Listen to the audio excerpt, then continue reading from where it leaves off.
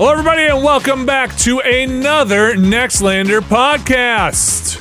Whether they be games, demos, movies of games, movies of demos, demos of movies, games of demos. We are here to cover them all, Alex Navarro. I don't even know what to do with that. We cover it. That's what we do. If it goes out there and somebody says it's interactive, we are there to interact with it. That is our lot in life. We are born and bred for this. Brad Shoemaker, a lifetime of clicking and interacting. How do you feel? I only traffic in movies of demos at this point. Movies of demos. Fairlight, dot, system, dot, shock, dot, divx, dot, xx 420. Yeah. 69. Came on your PC Gamer CD and buried in there. You gotta go way deep in there. They didn't want you to see that movie. We're talking, of course, the Steam Next Fest. Yeah, Steam Next Fest. Has officially ended, but you can still get them demos. Let me just tell you, Some of them are still out there. you want to play a demo. You know the right guy, you can find him. You can still get yourself a demo. We are going to talk about some of that later on when we talk about games, as well as some of the stuff from Nintendo's Direct during the news, and maybe during the games as well. Before we get to that, happy February 15th, the day we're recording this, to both of you. I didn't realize that, maybe I should have realized, but Valentine's Day in the school system here is akin to trick or treat at this point, where, boy, the kids certainly came home with a bag full of candy. I feel Was like it all just those weird chalky heart candies? no, there were like bags of Kit Kats and Reese's Pieces. Yes, the candy of love. Kit Kat. Well, there's two. Maybe it's It's it's actually more of a candy of separation. Yeah, right. Yes. Divorce. Yeah. Yeah. So yeah, I couldn't believe it, and maybe I should have just assumed. I feel like those perforated. My school Valentine's was like those perforated tearaway cards that came in a sheet, and you had to tear them all off, and had like a Smurf on it, and it said, You got like 25 you. of them. They were all basically the same joke, but slight variations on them. Yes, exactly. And then you kind of wrote somebody's name on the back, and then you give the worst joke to the worst kid you know, and then like it just kind of create a tiering system beyond that. Yeah, right. As much as they tried to equalize everything, where everybody gets one. Oh, you knew when you got the bad one. choose you. You're the one I hate. Yeah, Valentine's Day, a weird holiday. Yeah, it's over. It's over now. We've survived another one. I don't know what's weirder, the Valentine's Day or the anti-Valentine's Day holidays. Like, both of them seem equally weird to me. Like, what do you mean by anti-Valentine's Day holidays? Like, hey, we're all getting together to not celebrate Valentine's Day. You know what I mean? Like, that's every other day of the year. The explicitly like loners, like fuck love, and we're getting together. Where do I get the fuck love? Tell me about this. It's a real high tier on the Patreon.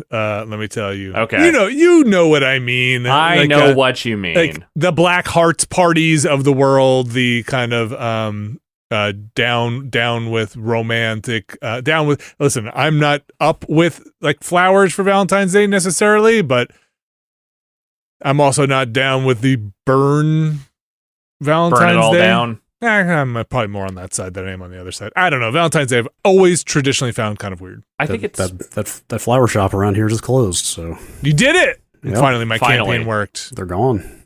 I don't know. Like I'm not pro Valentine's Day, but I also don't think I need to build an ideology around it. I'm kind of just like, that's cool. I just don't celebrate it. That's not really that big of a deal. Yeah. Is what you're describing anything like what is the term for the Thanksgiving where people get together with their friends if they don't have family around? Friendsgiving? Is there a Canadian Thanksgiving? Friendentine's Day?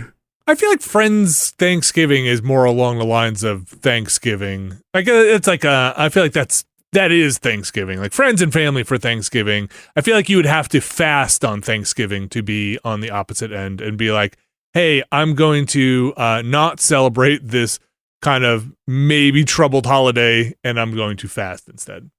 But yeah, I don't know. It's over. We're past another one. The commercialization of every single day along the U.S. calendar continues along. Wasn't Valentine's Day always kind of that, though? I think Valentine's Day has a real tragic, dark history. I think it's kind of bloody and gross. Is this like when you read about old European Christmas? Yeah. Okay. Lore. Who is the Krampus of Valentine's Yeah, Day? exactly. I think I want to say there's like it's kind of mired in like every other thing, some kind of bloodshed or something. But maybe I'm just confusing that or conflating was it the annual stabbing of the heart? Yeah, like are we going to find out that Saint Valentine was way into eating people's hearts or something? Was it Saint Valentine murdered? I don't. Are we canceling Saint Valentine? Is that what I'm getting? Yeah, here? that's what you're getting from me. Aren't there a couple of like Valentine's Day massacres also in history of like mob hits and stuff like that on Valentine's Day? No, you're shaking your head. You don't know. No, I refuse to comment in the Italian American community in any way, shape, or form. So not anymore. You've gotten into too much trouble. Yeah. Chicago's North Side Gang. 1929. Oh wow, coming up on a 100-year anniversary. 7 members of the North Side Gang in Chicago. Is that a Valentine's Day massacre? Yes. Okay. The Valentine's Day massacre? I believe so. Okay. Nope. Actually, no. Okay. This page is titled St. Valentine's Day Massacre, but then right under it, for other uses, see St. Valentine's Day Massacre disambiguation. Okay, great. That's the original one. Yes. Yeah. Okay. There are straight up movies and albums also named that. It's of course there are. Yeah, I've heard it before, so it means it must be out there floating around in the general thoughtosphere out there. But folks, we are not here to talk about holidays, their disambiguation or other. The Thinkiverse. The Thinkiverse. That's only where I absorb information from, the Thinkiverse. We are here to talk about video games and the news around them. And since we have quite a bit to get through here, including some of those Steam Next Fest demos, I say we jump head first, right? Actually, jump feet first. Never jump head first, just feet first. Right, actually, don't jump at feet first either. If the pool needs to be deep enough, which this month I think the water is deep enough, we can probably at least from 20 feet up safely jump right in feet first. You want to go in like parallel to the water. Just a big old body belly flop. Flatten yourself out horizontally. Yeah. As much belly as possible hitting the surface. As much surface contact as you can get. Yeah, you really want it to feel like concrete when you hit that water. Let's jump in there, starting with Metroid Prime, a oldie, one that people still want to see more of. This is one they play on the radio next to the fucking BTO and Steely Dan. That's right. Metroid Prime Remastered is the product in question.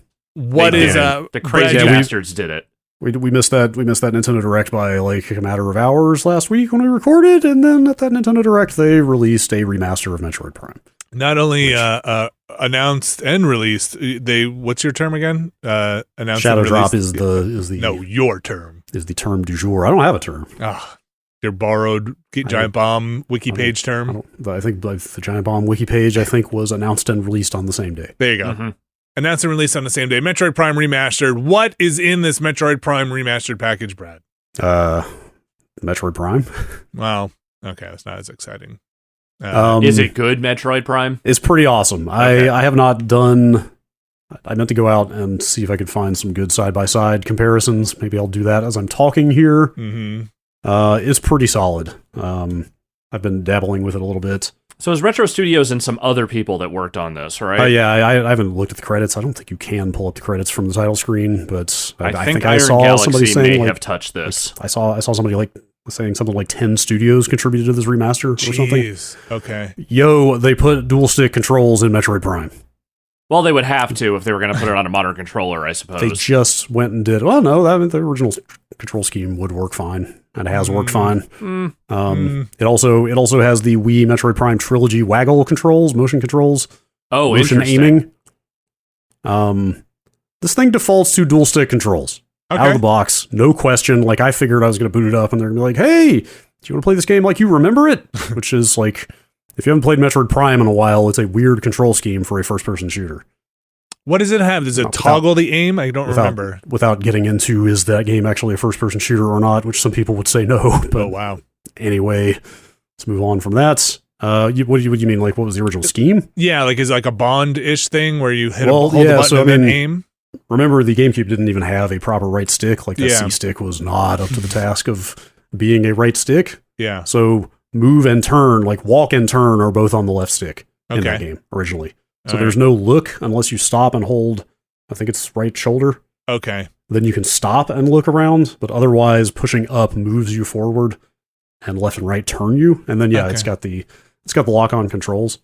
So I booted this thing up assuming they'd be like, hey, do you want to play this thing like you remember it? Or do you want to try these optional new dual stick controls we added? But no, it defaults to the dual stick controls.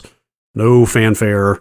And then you go into the settings, and even in the settings, they describe the dual stick controls as the standard control scheme.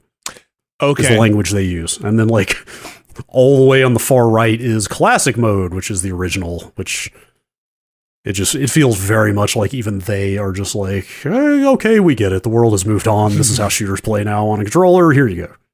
And so when you have the dual stick control, the standard control, I assume all the lock-on stuff remains in place. You Yeah. can just like Yes. snap to a target. It is still in there. I actually tried without it. I tried just going like, hey, you could just play this like a real first-person shooter now, right? Yeah. And so I tried that. It feels, I don't know, the aiming doesn't feel super-duper precise. You could do it, but you should use the lock-on. How does it feel to be able to run and shoot and look around? It's awesome. Like, Okay. It's Does it pretty break cool. it?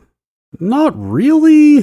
Because I have to assume the enemies were designed so that you couldn't do that. You couldn't dodge and shoot at this, or like move around and shoot. At the same Yeah, I time. would say even like that first intro sequence with the space pirates, like the speed of the projectiles they're shooting at you, like it very much feels like the gameplay is tuned to, hey, you're not gonna have to worry about aiming here, positioning, dodging, movement is the actual like place where the skill matters here.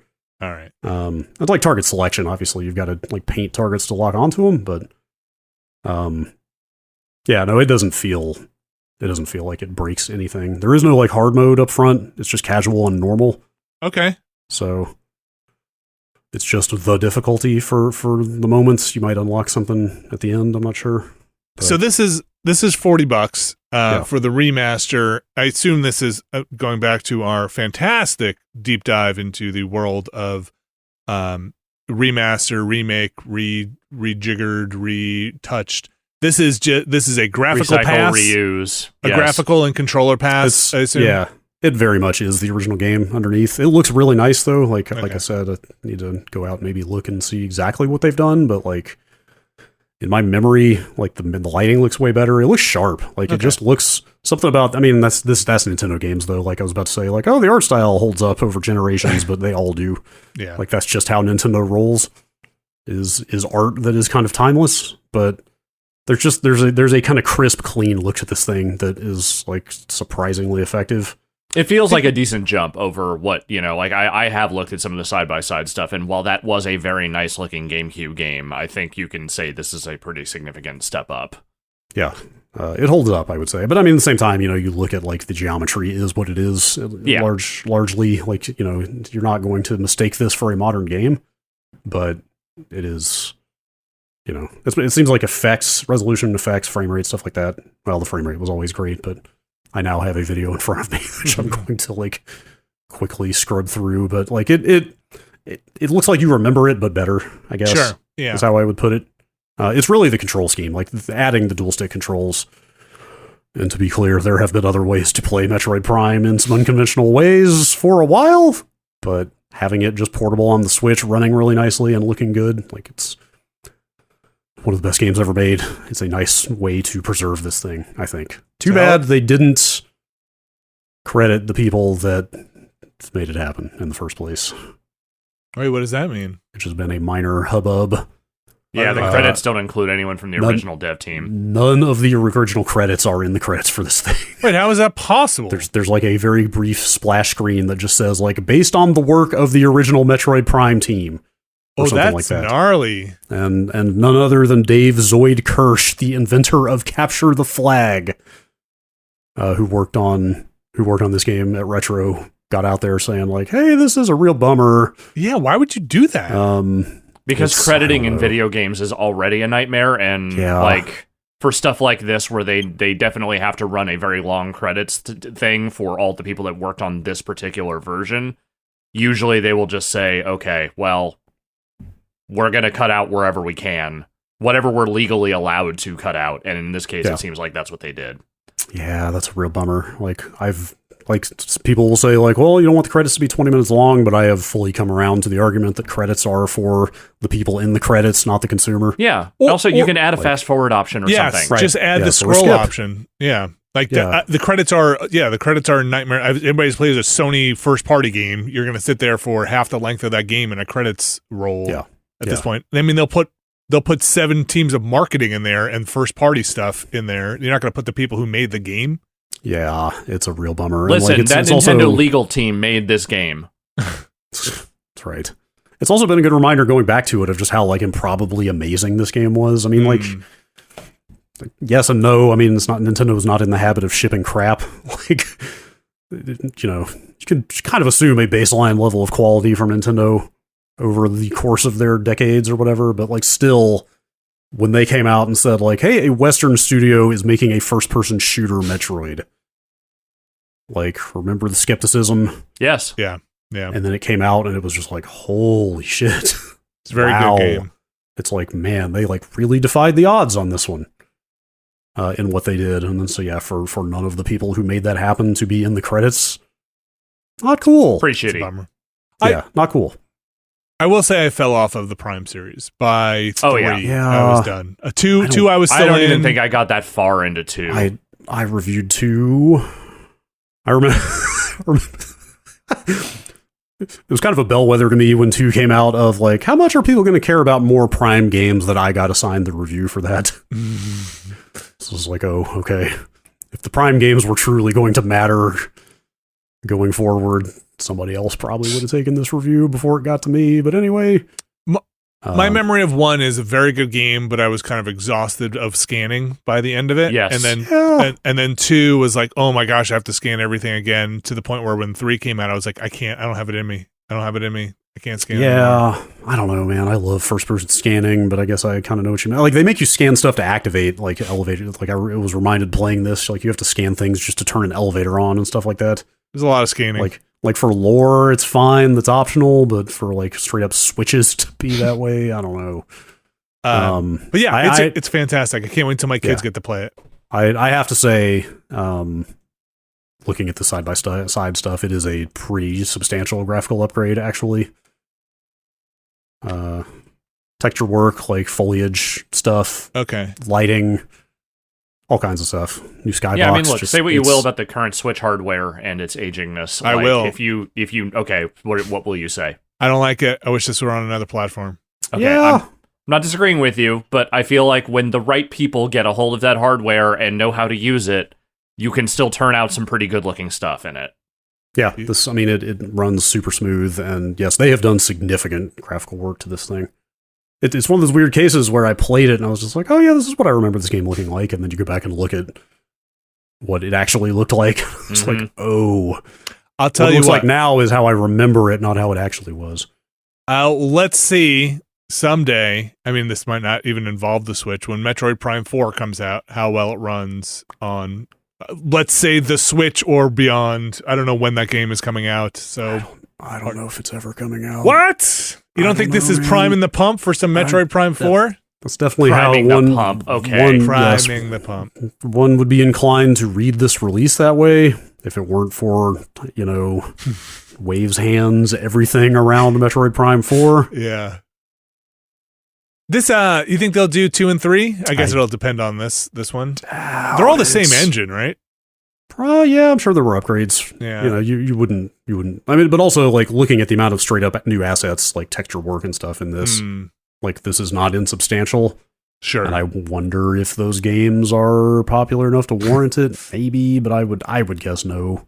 I was kind of hoping personally. this would be a collection, honestly, of just have all 3 in one spot. But Yeah, people have been waiting for them to just bring that trilogy collection from the Wii over to the Switch for a very long forgot time. about that collection. Yeah, Yes. yeah. Like I said, that's where the motion controls in this come from. It straight up says when you pick them, it's like, hey, like the Wii trilogy, Okay. here are these motion controls.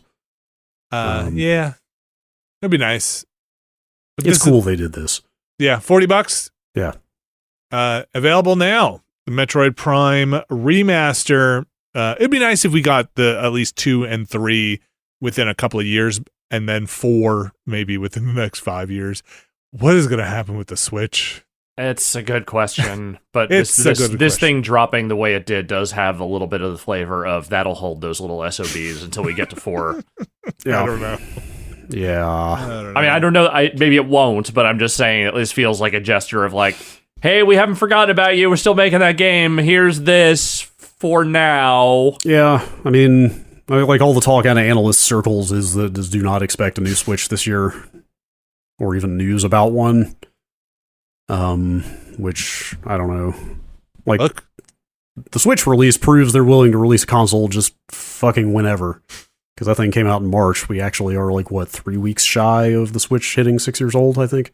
I believe that's 6 correct. years. Like, first week of March, I believe it was. Point being, like, there could be a Switch 2 in February or March of next year. It could be maybe a year away. And not a year and a half, like holiday 24.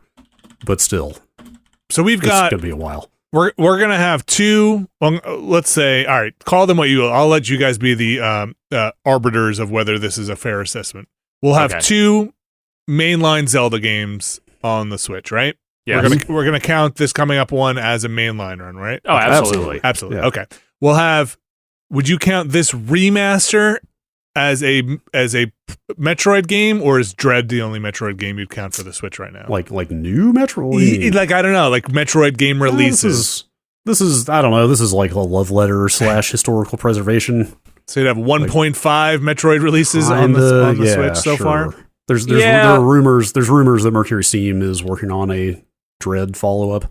Okay. Also, I'm always a little hesitant to call something that is a remaster a historical preservation object because it's not necessarily the thing that they originally made.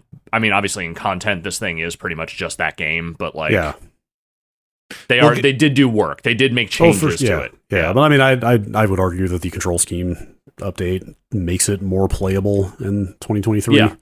Like, I would also say this is much more a Metroid game on the Switch than like if they had just put that trilogy from the Wii like out on the Switch. Yeah, so I can't say, because they default you to the dual stick, I can't say if I would have had this reaction if I had just played it classic style from the beginning. But going from dual stick to the original style, kind of, you know how the way, like, if you're playing in frame rate mode and then you switch to lower frame rate, like, in the moment, it's very jarring. It was extremely that. It was like, this is unplayable. I cannot do this. Like, I can't. It's hard to walk in a straight line without accidentally turning a little bit because it's all on the same stick. Like, games are not supposed to work this way. So, No, and they don't like, anymore. So, yeah, adding that control scheme was huge, I think, just for the kind of ongoing playability of a classic, I would say.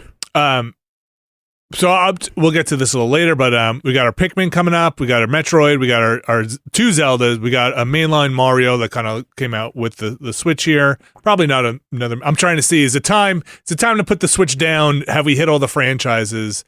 Nintendo Kirby would absolutely say it is not time. Kirby is there. Kirby's always there. Kirby's there 4 times a year. Yeah, Kirby will show up for anything. He cannot be stopped. Who's You just missing? gotta Smash Brothers? You just got to feed that guy, man. Just make sure the craft services are there, and Kirby will show. Smash Brothers on the Switch. Yeah, Is anybody Smash missing? Ultimate, I mean, they never did a new Mario Kart, but considering how few people bought a Wii U, yeah. 8 might as well have Also, been the a new Battle Mario Pass Kart. or Season Pass came out. That's like a lot of stuff. They for are Mario putting like Kart. 40 new courses into Yeah. that game, basically. So and it sounds like on the next wave they're adding a new character in Birdo. So I'm like, okay, they did enough work on this thing. I'm going to say retroactively, this is now a Switch game. Splatoon, we got 2 Splatoons. 2 Splatoon. I'll call that 1.5. 2 and 3 are Switch games, straight up. Okay, all right. Yeah, I feel like Nintendo's like we're starting to double up now. On No Kid Icarus. Yeah. No new Hogan's Alley. No. What's the one where the arms extend with the boxing? Arms. Was that called Arms? It was literally called Arms. Okay, no Arms. That will not be coming back. I don't Okay. think ARMS will be making another appearance. No, Arms was not the esport everyone hoped it would be. Although, hang on. Wasn't something going on with 1-2 Switch? There's always something going on with 1-2 Switch, I assume. Switch. Did that ever actually get announced, or was that just rumored? I think That's that may have just been rumored. It's still just rumored. That I don't Okay. believe anything ever actually. But Some sites have reported that a 1-2 Switch sequel is coming, which, okay. 3 Switch, 4 Switch, Yeah, I think we're at this Switch so far. In terms of releases, it's been, if you are looking for first-party Nintendo releases, the Switch has got your back. It's kind of the only place you can go officially. Well, yeah, I guess also unofficially, there are some other places. There are some websites I can tell you about, but otherwise, that's really your only place to go.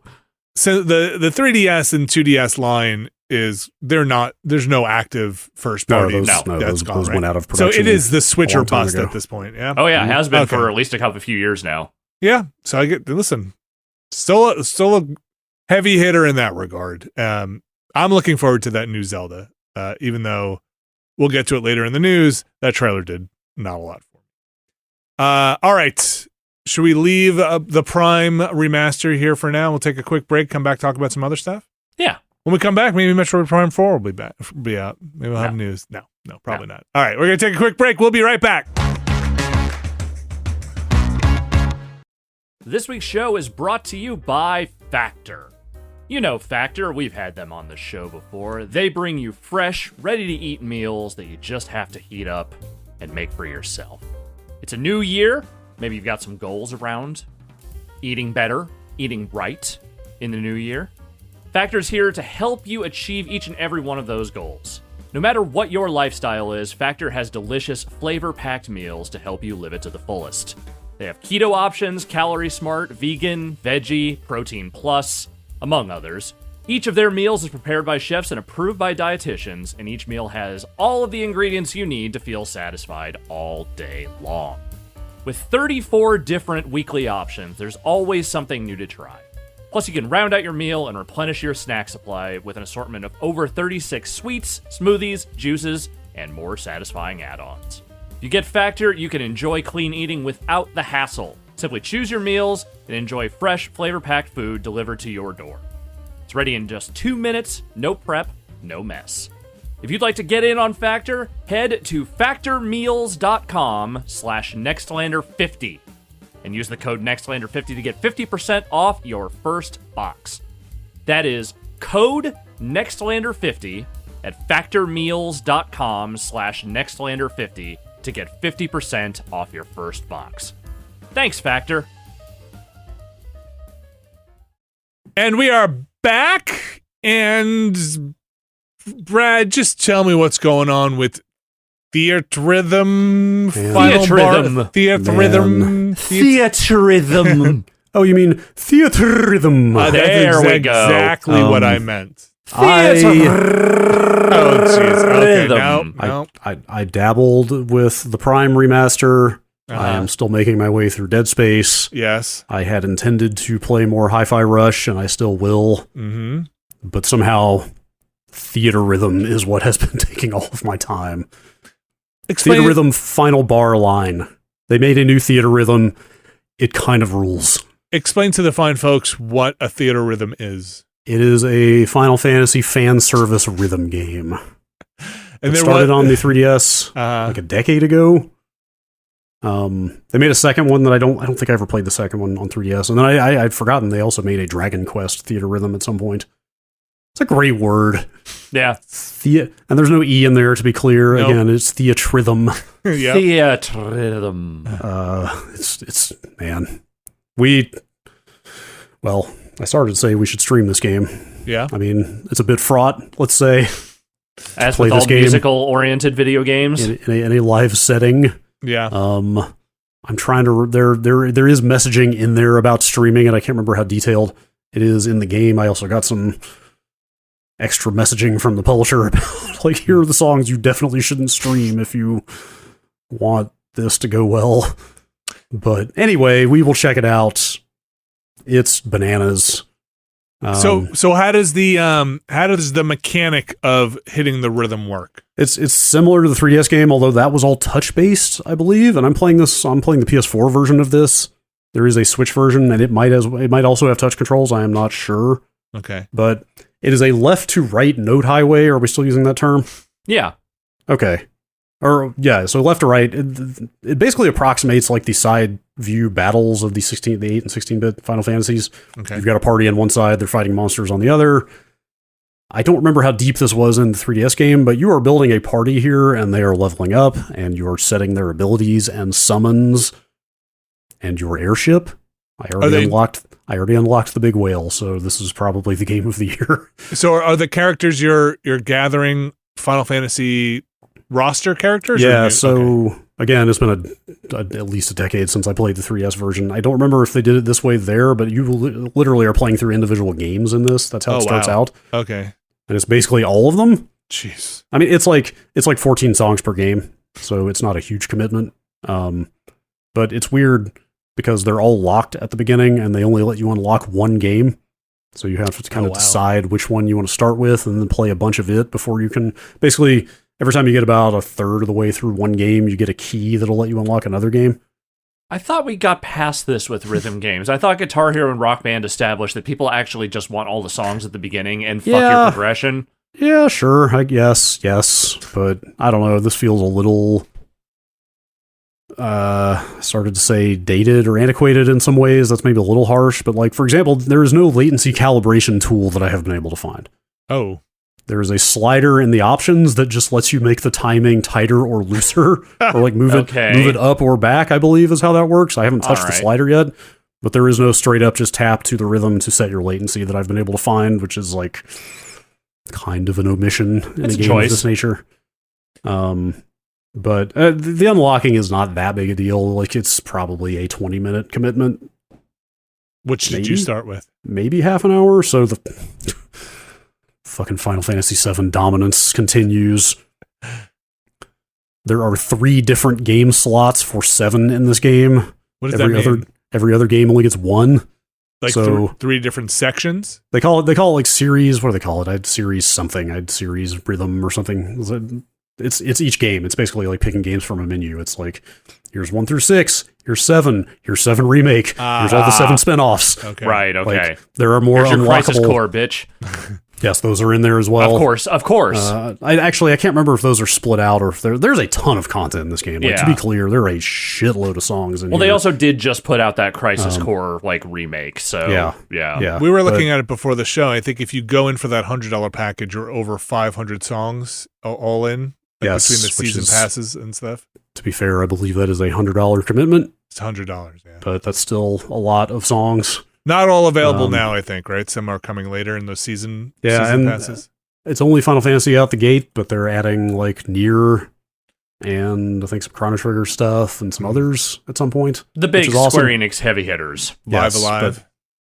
Yes. There are also more Final Fantasy VII party members in this game than any other game by a lot. There's like 8 of them, and some of the games only get like 3. I mean, look, other than, 16 is the next one coming up here, like, 7 is the biggest brand they currently have going. Yeah. I get it. Look, how far does it go? How many Final Fantasies are in it? It's everything. Does it go to like 15? Oh, yeah. Oh, wow. Is Crystal Chronicles in there? I'd have to check. There are a couple of buckets. For yes. Crystal Chronicles fans. There are a couple like bucket entries that are some like, multiple games mixed in there or something, and it might be mashed up with those. But like Tactics has its own track.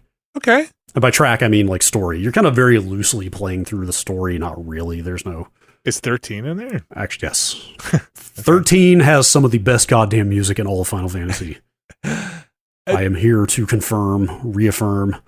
Are the original tracks? I assume they are all like orchestrated and no, it's all original music. It's all just straight up lifted off the console. Yeah. Oh, okay. So can you choose to have other ones, or not that I've seen. That's kind of a bummer. I feel like I'd want like alternate versions that were they've done those soundtracks so many times out and played out, and the symphonies and okay. So it's all the original scores. I think there may be some alternate stuff you can unlock later. But is the opera in there? So this is my favorite part. Okay. You can sort by difficulty. 6 is the most difficult game in the game. They knew I was coming. Like they knew who was going to play this game. That's great. They saved the best for last. I haven't unlocked it yet. I could have, but I finished 7. I went for 13 and 10 and 4. I think that's it so far. Okay. But I will keep going. Also, I think I didn't even talk about the mechanics. It's that side-scrolling node highway. Mm-hmm. It's crazy complicated because it is. So there are button inputs to time. There are also button inputs to hold. Okay. And the D-pad also counts as buttons. So occasionally you'll be doing 2 buttons at a time, D-pad and face buttons. But there's also analog stick directions. Oh boy. And there are ones where you have to hold and ride a track up and down on a stick. And they pretty quickly get you like kind of context switching between all these different inputs like very fast. It's tough. It gets pretty tough. That doesn't surprise me. I remember the original Theatrhythm actually being fairly challenging as well. Yeah, it's not super easy, but like I actually found I started doing better when I put it on expert because I tend to think that rhythm games, like, you do better the less time you have to think. Mm-hmm. Like, you kind of have to just start going on instinct, right? And so bumping up to expert makes way more inputs happen, and so you're like frantically just going at it and kind of getting into a flow in a way that you don't on normal. Well, you're also not excising notes or beats is the thing in those higher difficulties. Like, they're trying to create something for you on every single note and beat. And that is, I think, if you're musically inclined at all, it's more natural to just try and match everything than it is to leave certain parts out. That is exactly it. Yeah, it's fun. It's like the art style is a little mobile-ish. You're unlocking a bajillion things every time you finish a song, half of which I have no idea the use of. Do you unlock certain things based on how well you did, or just because you unlock? Yeah, there are quests. Like every song has got like a quest, like a unique challenge on it, and like 4 difficulty modes. And like I said, you're leveling up your characters and kind of kitting out your party. But also you're unlocking like tons of different items that I haven't found a use for yet. It's like, hey, you earned 2 high potions from playing this. I'm like, cool. I don't know what to do with that, but okay. You have them now, at least. You're unlocking cinematics. There's like, because I finished 7 first, there's like a straight up Aerith music video that you unlock. Okay. It's just her theme with a bunch of CG scenes from 7 kind of montaged. But I still laughed when I got that. You're unlocking like multiple kinds of cards. There's collecta cards, which are like memories that give you buffs. There's also profit cards. What? Which are like online profiles, because there's also multiplayer. Really? And you can like swap profit cards with other people, and you can attach items to profit cards as a way of trading items. Huh. There's kind of a lot in there. Sounds like it's kind of awesome. Is Kane in there? Oh, yeah. Okay. Yes. I mean, if you want to talk about who they decided rated the party rated member in this game. For 4, it is Cecil. I refuse to say Cecil. It's Cecil, Rosa, Rydia, Kane, and Edge. No Sabin or... No, that's sick. He's 6. Oh, I got him. No Tella. They did Tella very wrong. Fusuya is 6? Fusoya is 4. Oh, man. Gogo is 6. Man, what's the Gogo Yeti's Bordello? name? The Yeti? Yeah. Morrow? Yeah, is he 6? 6, yes. Okay. 6 is a massive ensemble. Porum and Porum and Pi, the twins? I hardly knew him. Palam and Param. Yeah, 6. That's how I always said it. 4. Twins. Okay, man, we should play that. Which one are they from? 10 only gets 3. 3 characters? The fuck, man. It's Tidus, Yuna, and Orin. That's it. Huh. Nonsense. I mean, those are the ones you definitely want, but I do feel like there are other characters of note in that game. The conspicuous omission of Wakka did not go unnoted by me, let's say. Okay. I laughed at that. Do they have 10 too? Yes. Okay. I think so. I don't quote me on. There's a lot in there. Like with all the side stuff, I bet there's, probably pushing 25 games on that main story track. And then you unlock songs as you play them for other modes. Did you ever play 2? Which Final Fantasy 2? Yeah. Oh wait, 2 on the Famicom? 2 Japanese. Yeah, like when they brought him over. No. Okay. No. I never have played 2, 3, or 5 really. Neither have I. 5 a little I heard bit. that which was the one that has the job system. People 5 is so I think the job system started on the in the later Famicom games. Okay. 2 and or 3, I believe. But 5 is always the one I heard about the job system being a big deal in. I was it's not so mad back in the day. Final Fantasies 4 and 6 or 2 and 3 at the time were like my favorite games ever. It's just like, you motherfuckers. There's a whole other one of these if you would just release it.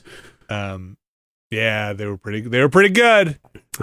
This thing is just sheer fan service. Sure. Oh yeah. But the rhythm game is fun and challenging, and if you know these songs really well, it's just fun to do the thing. For sure. Theatrhythm. Final bar line, $50 on PS4 and Nintendo Switch. PS5 if you're going to bring it up there. And then 50 starts at $50 all the way up to $100 if you want to go in for that super digital deluxe. You're playing on the Switch? No, PS4. PS4. Well, I'm playing on the PS5, but it's sure. PS4 version. It doesn't look amazing. Like I said, the backgrounds look like they are made for mobile. I don't know if that's on the way or not. But out now. Yes. Or It's actually, yeah. If you're listening to this, it's out officially the 16th. So we're recording on the 15th. Deliver Us Mars. You guys remember Deliver Us the Moon? I do. I remember you playing Deliver Us the Moon. Did you ever deliver the moon? I finished Deliver Us the Moon, but whether I delivered the moon, you're gonna have to find out on your own. No spoilers here. Oh, all right. Deliver Us Mars takes place like 10 years ish after Deliver Us the Moon. I had to go back a little bit and refresh my memory. The game does an okay job of kind of filling you in on some of the details if you haven't played Deliver Us the Moon, but it is a direct sequel to it. So characters and kind of timeline-wise, you would want to be familiar with some of that game if you're going in. My short so far take on it is I really like it. I'm only maybe not more than 2 hours in, but it's a game that is done really well, but you will see that this is a smaller scope game in terms of production. Like, it doesn't look great. It doesn't necessarily even play very well. In terms of like, oh, it's like a little janky here, but the voice acting is very good. And so far, the writing seems pretty good so far. The storytelling seems like it's done well. All of those things are done well, but I think they're running up against budget and team size and scope in those kind of ways. And I'm not going to say it's a shame. Like, oh, I wish this game had because it's not an intentional stylistic choice. It just looks like, they're working with what they got. Yeah. Wait, hang on. Are you saying all of that is as compared to the first game? No. I'm saying, or it's consistent with the first game. Just like in terms of what you expect from in general a release. Yeah, like you might look at it and dismiss it right away and be like, this kind of looks not so great. And it's not an artistic choice. It's just this the characters are not moving well or animating super well or and so on. But I think that's a shame because what I've played so far, I've actually really enjoyed the kind of lead up, the storytelling, the like I said, the voice acting, the portrayal, and all that stuff has been pretty good so far. So the story in Deliver Us the Moon is the Earth. Stop me if you've heard this one before. The Earth's in trouble. Earth's in a lot of trouble here. There's severe lack of resources and power in Deliver Us the Moon. But the fine folks at the, I think this is the WSA, they realize they find this element or whatever it is on the moon. It's called helium-3. They realize they have this kind of abundant power source on the moon that they can beam down, like microwave beam down to the Earth to actually get power. The story of Deliver Us the Moon is that has gone offline. You're on a team to go figure out why. And you do figure out why. Deliver Us Mars takes place about 10 years after that whole situation with a lot of the same characters. And the Earth is still in bad shape because, those problems didn't necessarily get solved by the energy. Now the Earth is basically in a climate disaster. It's the desertification of the Earth is taking place. And you realize through some of the events on Deliver Us the Moon, you get some messages and stuff, and you're off on another mission to go find out another mystery. This time on Mars. So it's cool. It's got another great sequence. I think Deliver Us the Moon had this, where you're inside the cockpit of the shuttle, the launch sequence you are controlling. So there's a lot of switches to flip, and I always love flipping switches inside a spaceship and doing that. so far so good on Deliver Us Mars. $30. It's on pretty much all the consoles except Switch and PC. I'm going to keep going with it and check it out. I remember liking Deliver Us the Moon, and so I hope this one delivers. There were some parts, I think, now going back and remembering what Deliver Us the Moon was. It dragged on for a bit in some places, but I've got high hopes so far, and I think this is a good studio. Like, this studio puts out good stuff. I kind of wish it looked better. You know, and played tighter, didn't have parts where you clip through things and have those problems you have when you're like, oh, nobody wants this, but it's kind of what it is, right? Does it have an unstock option? No unstuck option, but cutscenes started inside the character's head, where you're like, you got to move the camera a little bit to like get out. That's a stylistic choice. Right. Yeah. Like you see the backs of eyeballs kind of thing. It's very meta. Yeah.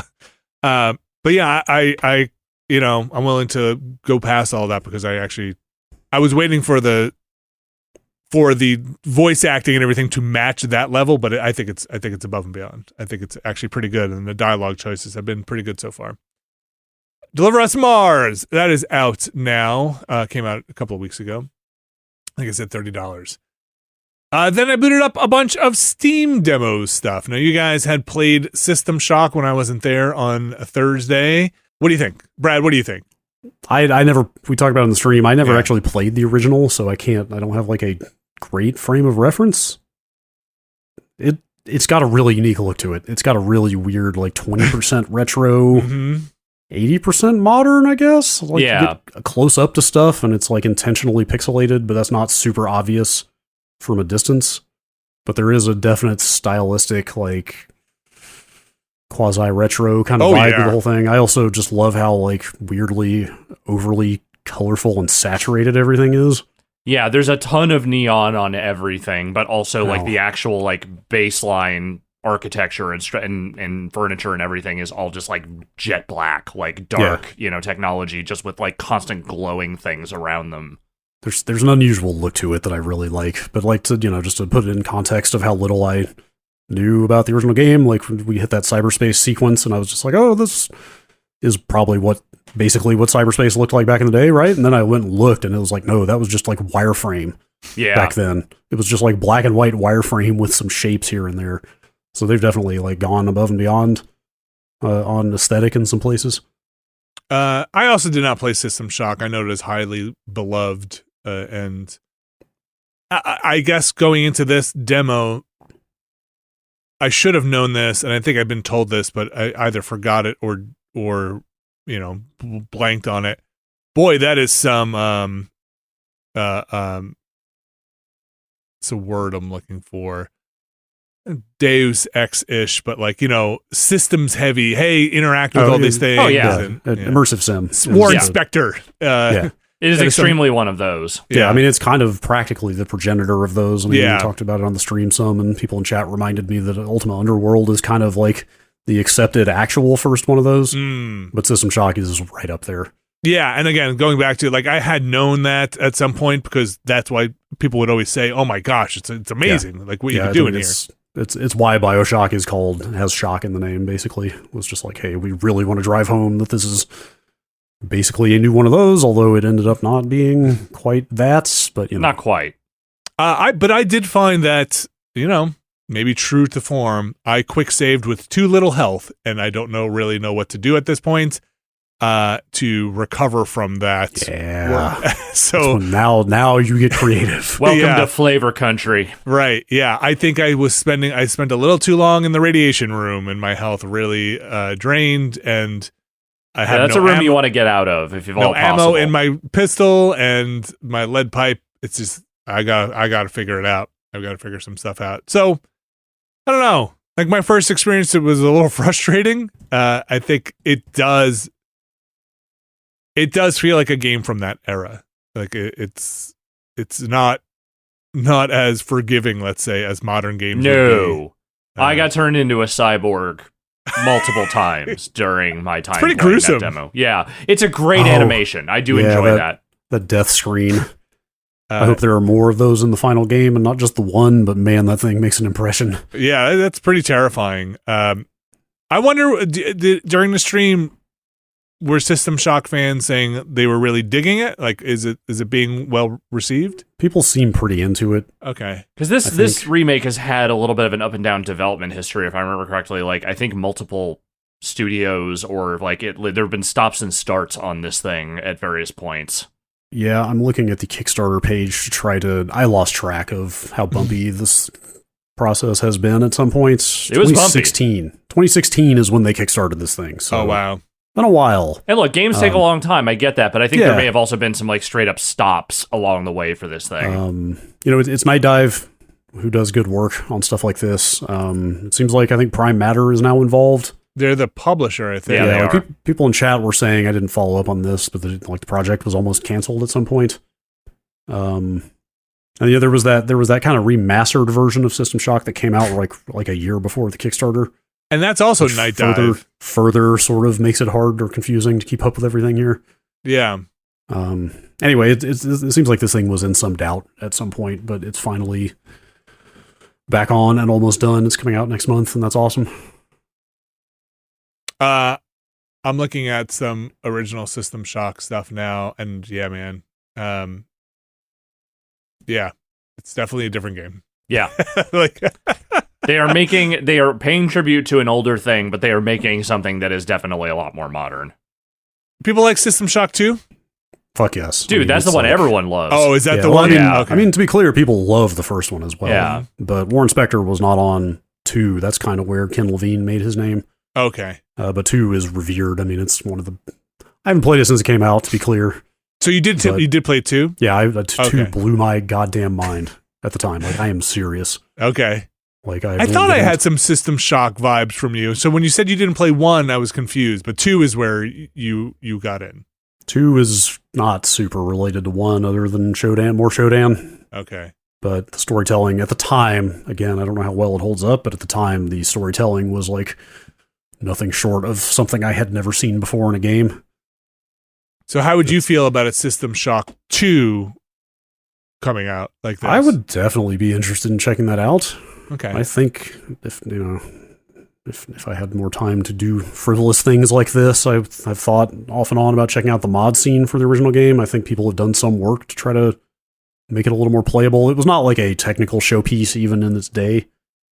Like, it was kind of behind the times technically when it came out. I'll be really curious to see what people who are like hardcore fans of the first one have to say about this once they play through it in terms of just like how accurate it is. Yeah. Because again, I didn't play it originally. Right.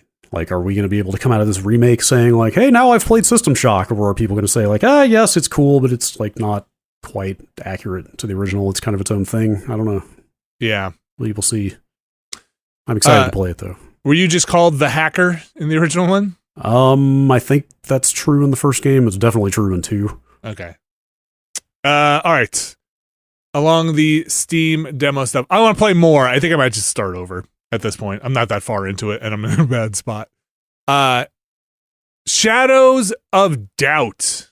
Yeah. This one is okay. This is probably the game after I tried this demo that I really hope they take their time with and flesh this thing out. It seems a little loosey-goosey right now. It's a little loosey. It doesn't run super great. But it's a kind of voxel-looking noir detective game that I think might be a lot of procedural or kind of generated in the kind of crime and world building in it. And I'm not 100% sure, but when you start, you can either generate a world or you can, in this demo, you can start a case, and you basically are putting together what would you call those boards? Pin and yarn board, like a thought board of everything you find you can pin. Hey, yeah, you just it's found a conspiracy board. It's a crime board. So like in the demo, you kind of start and you with this notes under your door, and it's like go. At least in mine was said find was a Craig Berkowski. I think it's the same one I got. Yeah. Okay, yeah, and so that starts a chain of things that's like. Okay, you can go find his address. You can go online and go look at You can go find a directory to look him up, and it's super freaking neat. I love everything that I've been working with over there, but some of the systems don't actually seem to work as they're intended. Sometimes I feel like information's not filling in appropriately, or things are not happening the way it's intended to happen. There's a lot going on. I really hope this comes together. This seems really awesome. Yeah, reading intentionality is a little tough because it is supposed to be a simulation and there is like a degree of randomization happening there, but it does feel like sometimes, even when the game is pointing you toward a particular thing, it's either just not working quite right. The interface is also a little funky sometimes. Oh, yeah. It feels like trying to like hover over and pick up stuff sometimes is more frustrating than it should be. Yes. But like, I think some of that randomization is just not completely baked yet. It's very ambitious. Yeah. And so, like, there are things where you'll have a card for a suspect, and it's got like 25 different attributes on it: blood type, fingerprints, all this different stuff. And sometimes I'll find like their blood type in another piece of information, but it won't fill in on their card, and I can't click it.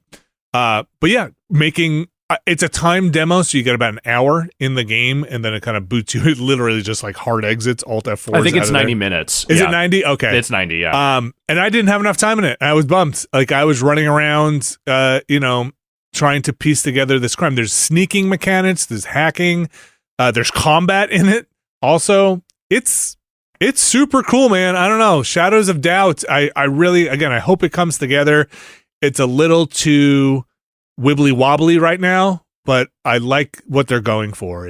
I've not played something like this that feels this open. It doesn't even have a year on it yet, so it may be a ways off, although should they have put out a demo if it's not working super great? I mean, it works. First impression, I don't know, but it's enough of a good first impression, yeah. I feel like, to give you an idea of what they're shooting for, and I think enough of it works that it's like, okay, yes, this is a little ramshackle, but like, there are enough systems in place that work that feel like, okay, I see the skeleton of what you are building is here, and I'm getting what you're going for. Yeah, it seems neat. I'm looking at the corkboard thing, and like the idea of a game. Well, I don't know. The idea of a game like this that can just generate like endless content always sounds amazing, and then I don't know, maybe at some point it's not always. All the investigations start feeling rote because they're all just built out of building blocks or something. I mean, remains to be seen, but it sounds like a super cool idea. Yeah, again, from the demo I played, which was a little more, definitely it's structured. It's structured. They have tutorializing in it. They kind of tell you what you need to do. It was cool. I like games where you can go on a computer and can type in someone's name to look them up. I've heard this about you. Yeah. Yeah. Listen, I like games where you can interact with a computer, let's say. Oh, interactivity. Interactivity. And, you get information, and it's got, oh gosh, what's the game with the people with the square heads, very square heads, this kind of like low poly. It wasn't voxel, but it had a very weird name. Minecraft? No, but Quadrilateral Cowboy. It kind of reminds me of that level of tech in the world. Like there's an analog and digital mix going on. There is at least a little bit of Blendo inspiration happening here. Yeah, because that was Blendo Games. Yeah. So, but it's all voxel based, which also makes me feel like, should I be taking a sledgehammer to all these walls to break them down and be able to walk through them? Yeah, like the first body I found was literally just a crumpled heap of pixels. Like, I think the guy just got shot, but it looked pretty bad. Kind of looks like Teardown, actually. It's very Teardown looking, which again makes me feel like I should be able to smash through a wall, but it is not that kind of man. What if the Teardown people just started licensing the Teardown engine as if it was like 1996 again? Oh, man. And all these games were built out of that, and they were different types of games, but they also let you bust up everything.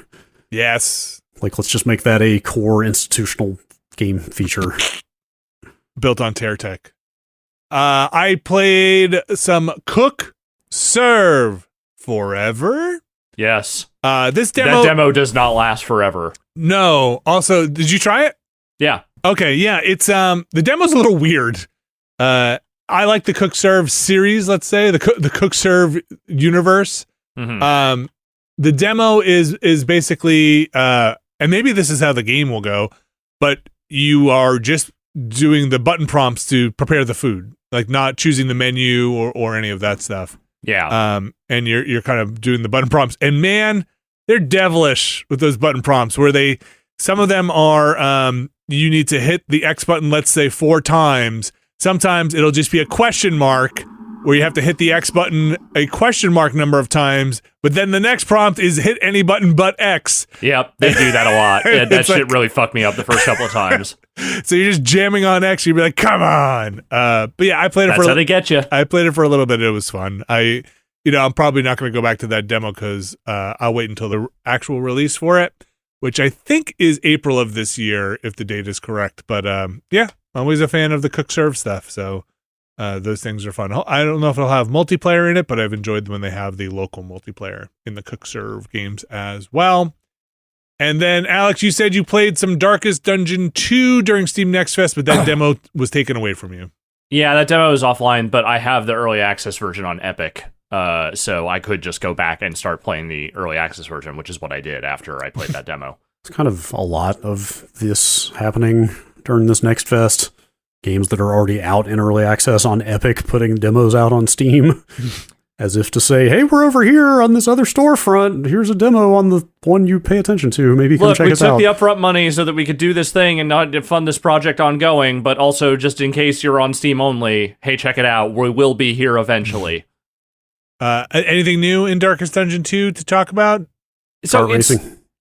Well, kind of, yeah. So like the thing with Darkest Dungeon 2 is that it's a different structure than the first game. There's like 5 chapters in the overall progression, but each run, especially early on, is probably going to bomb you out pretty early before you get through those 5 chapters. And you move from place to place in this real-time cart, this horse and carriage that you're driving around the environments.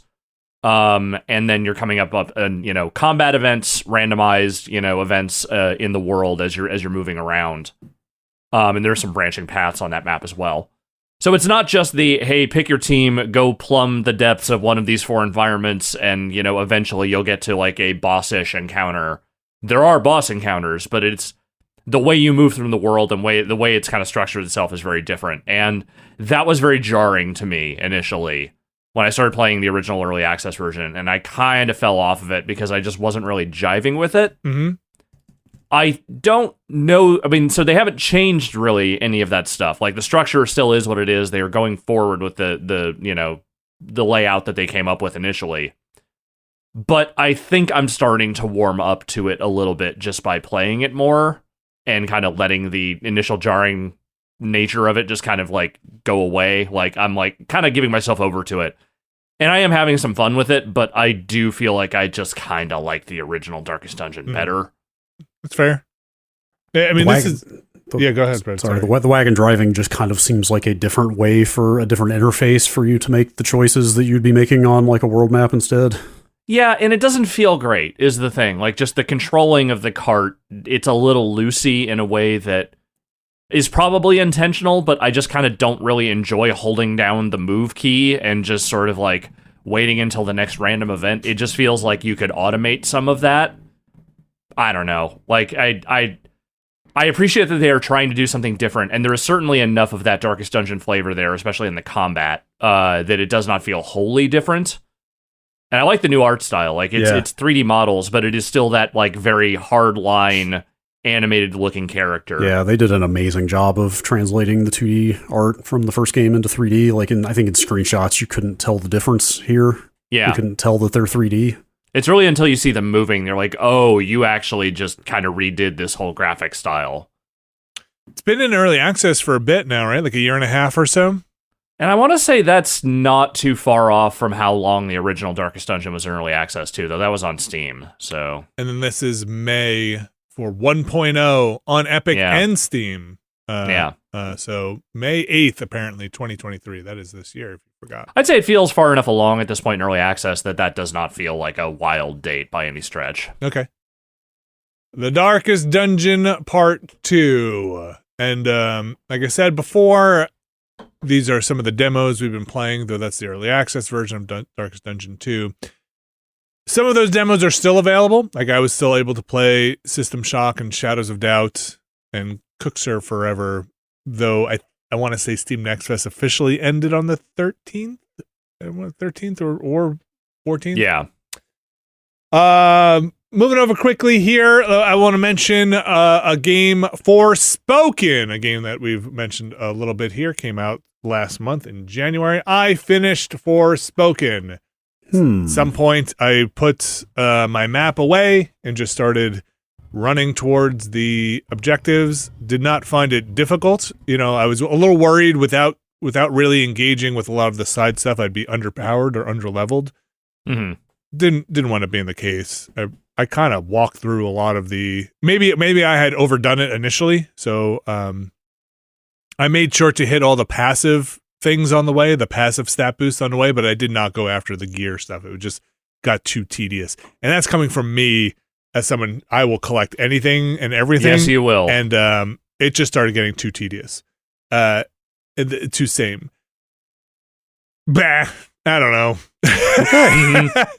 All right. I don't know how I'm that gonna does feel like the prevailing feeling toward that game. I don't know how I'm going to transcribe that syllable into the episode title, but I'll give it a shot. It's yeah.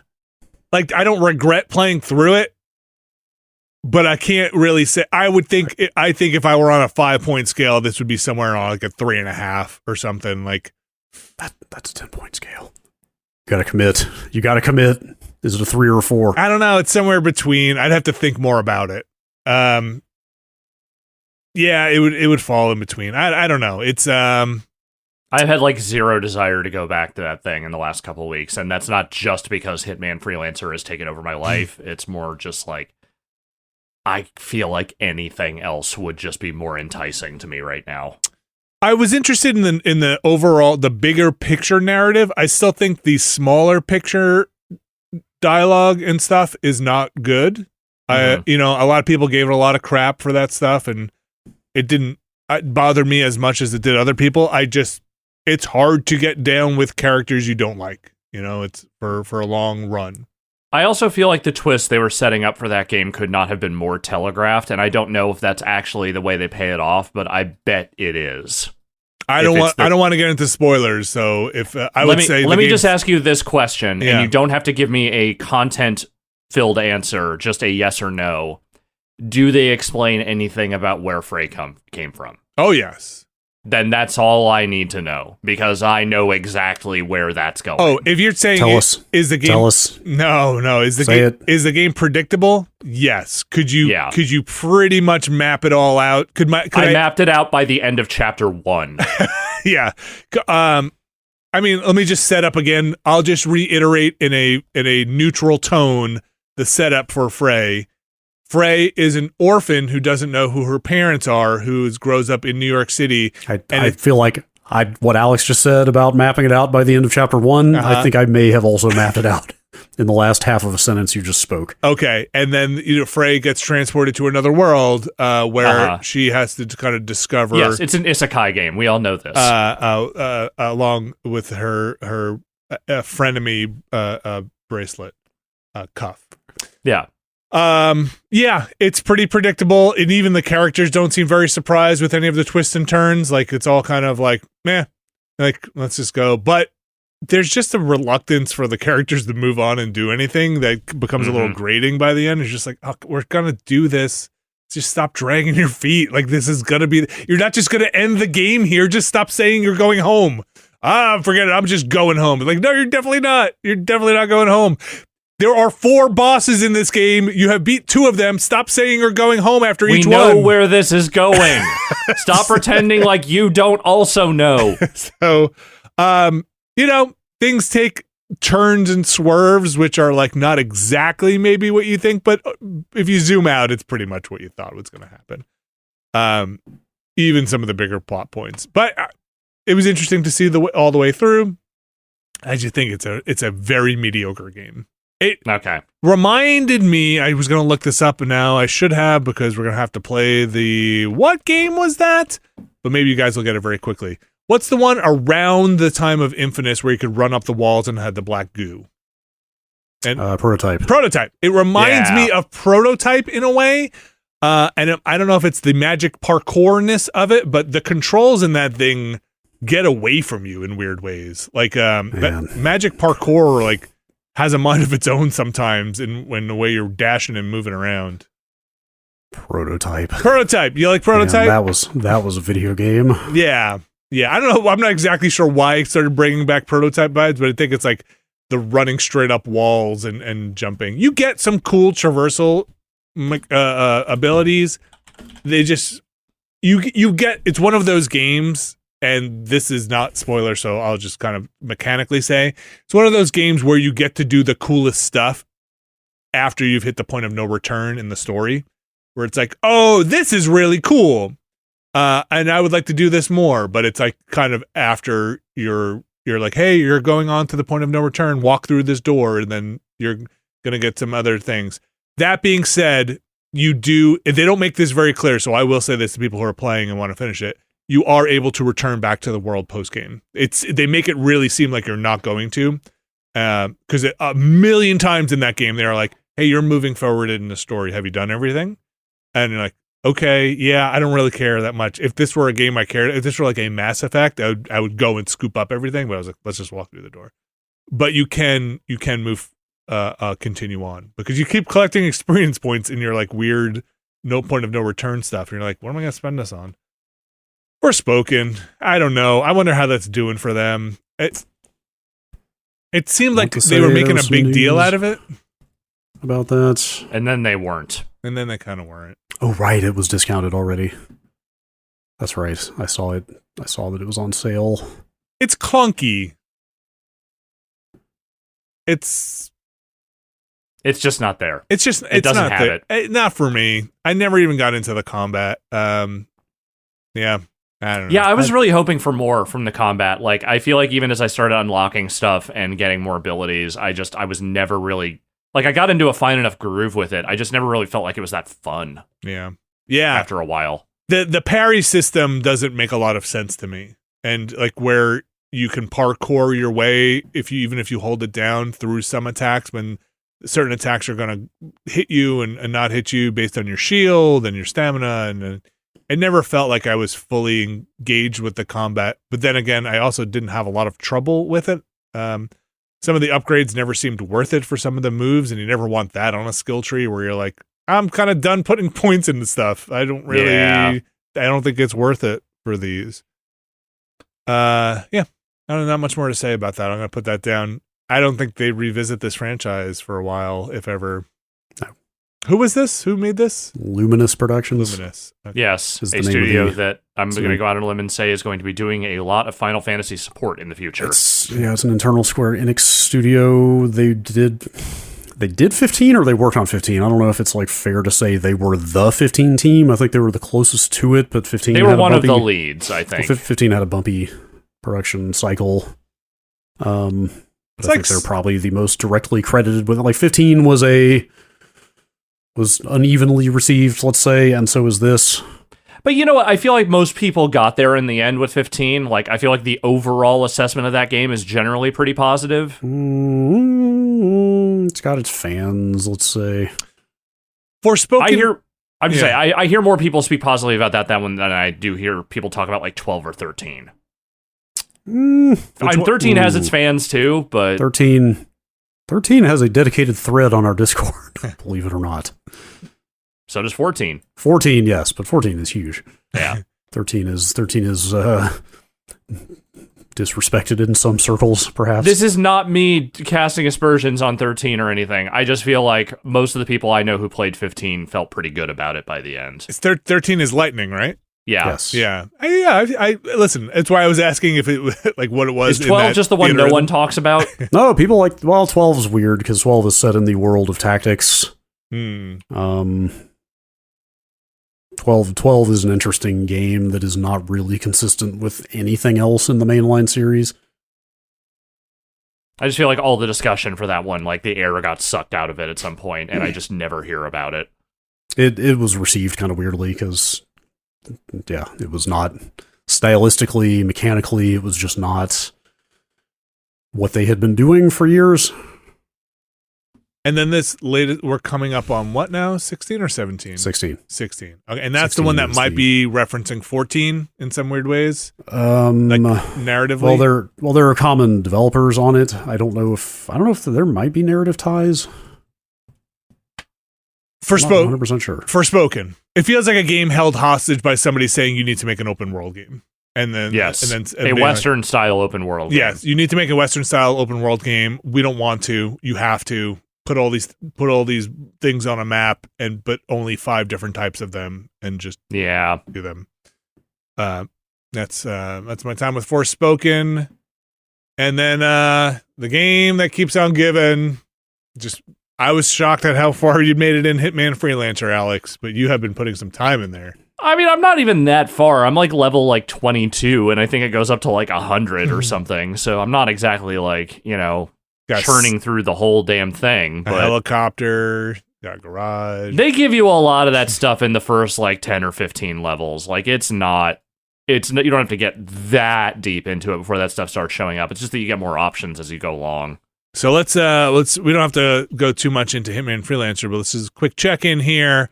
Brad, you have now made it past your first showdown, and did you get to the second showdown? Yeah, I bombed out on the second showdown. Second showdown. I have made it to a second showdown. Alex, you have completed a second showdown. 1 second showdown. I have not even made it back to another second showdown since then. Okay. So. But you've made it to the other side of a second showdown. Yes. Do you guys feel like... I'm not going to say that it's too hard or punishing, but when you get past a showdown and see that expansion of missions you have to do, is it morally deflating for you to be like, this is too much? You're asking too much of me. How am I not going to do this? All right, I'm looking at this mode very much, and I think I've said this before, but I'm looking at this mode very much as they really want you to fail a bunch before you start getting into those later missions, because you certainly don't have enough capacity to carry a lot of items until you have failed a lot and leveled up a bunch. And my feeling is that there is maybe still just a little too much tension, a little too much static to getting to those later missions than there maybe should be.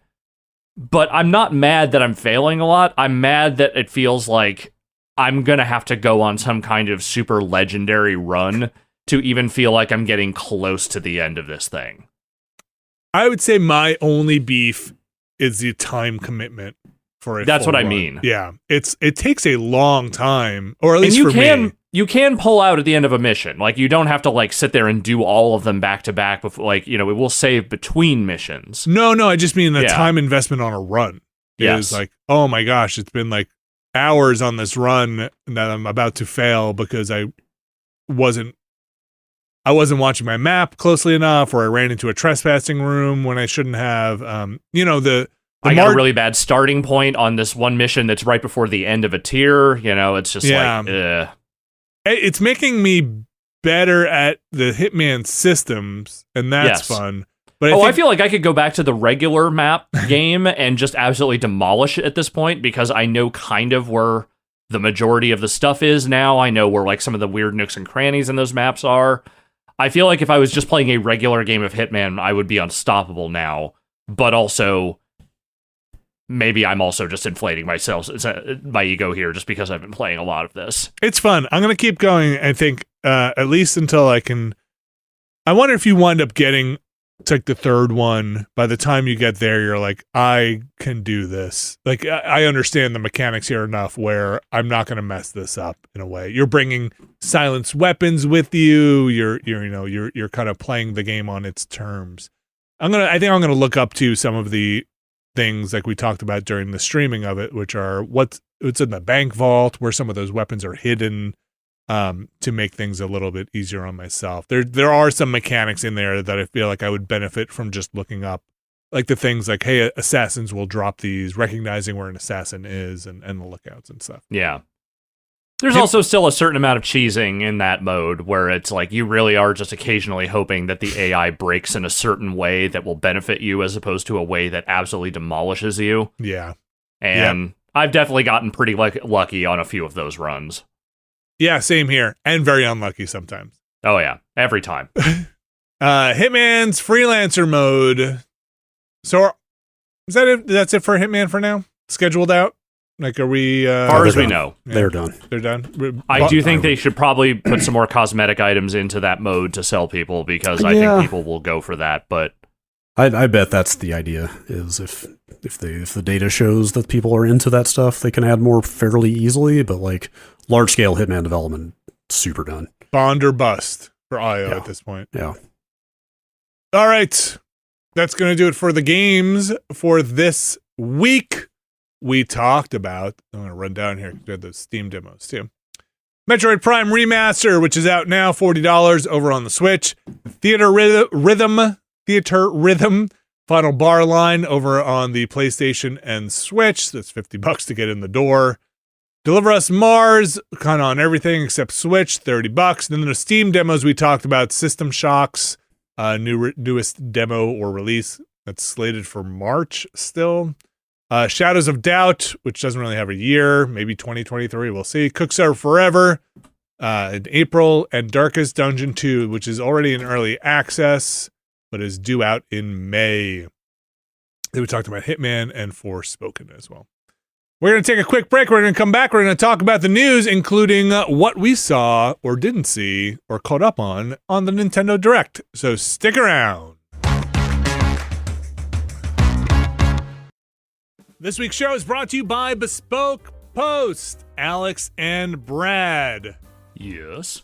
It's Bespoke Post time. It is. The box Is it ever not?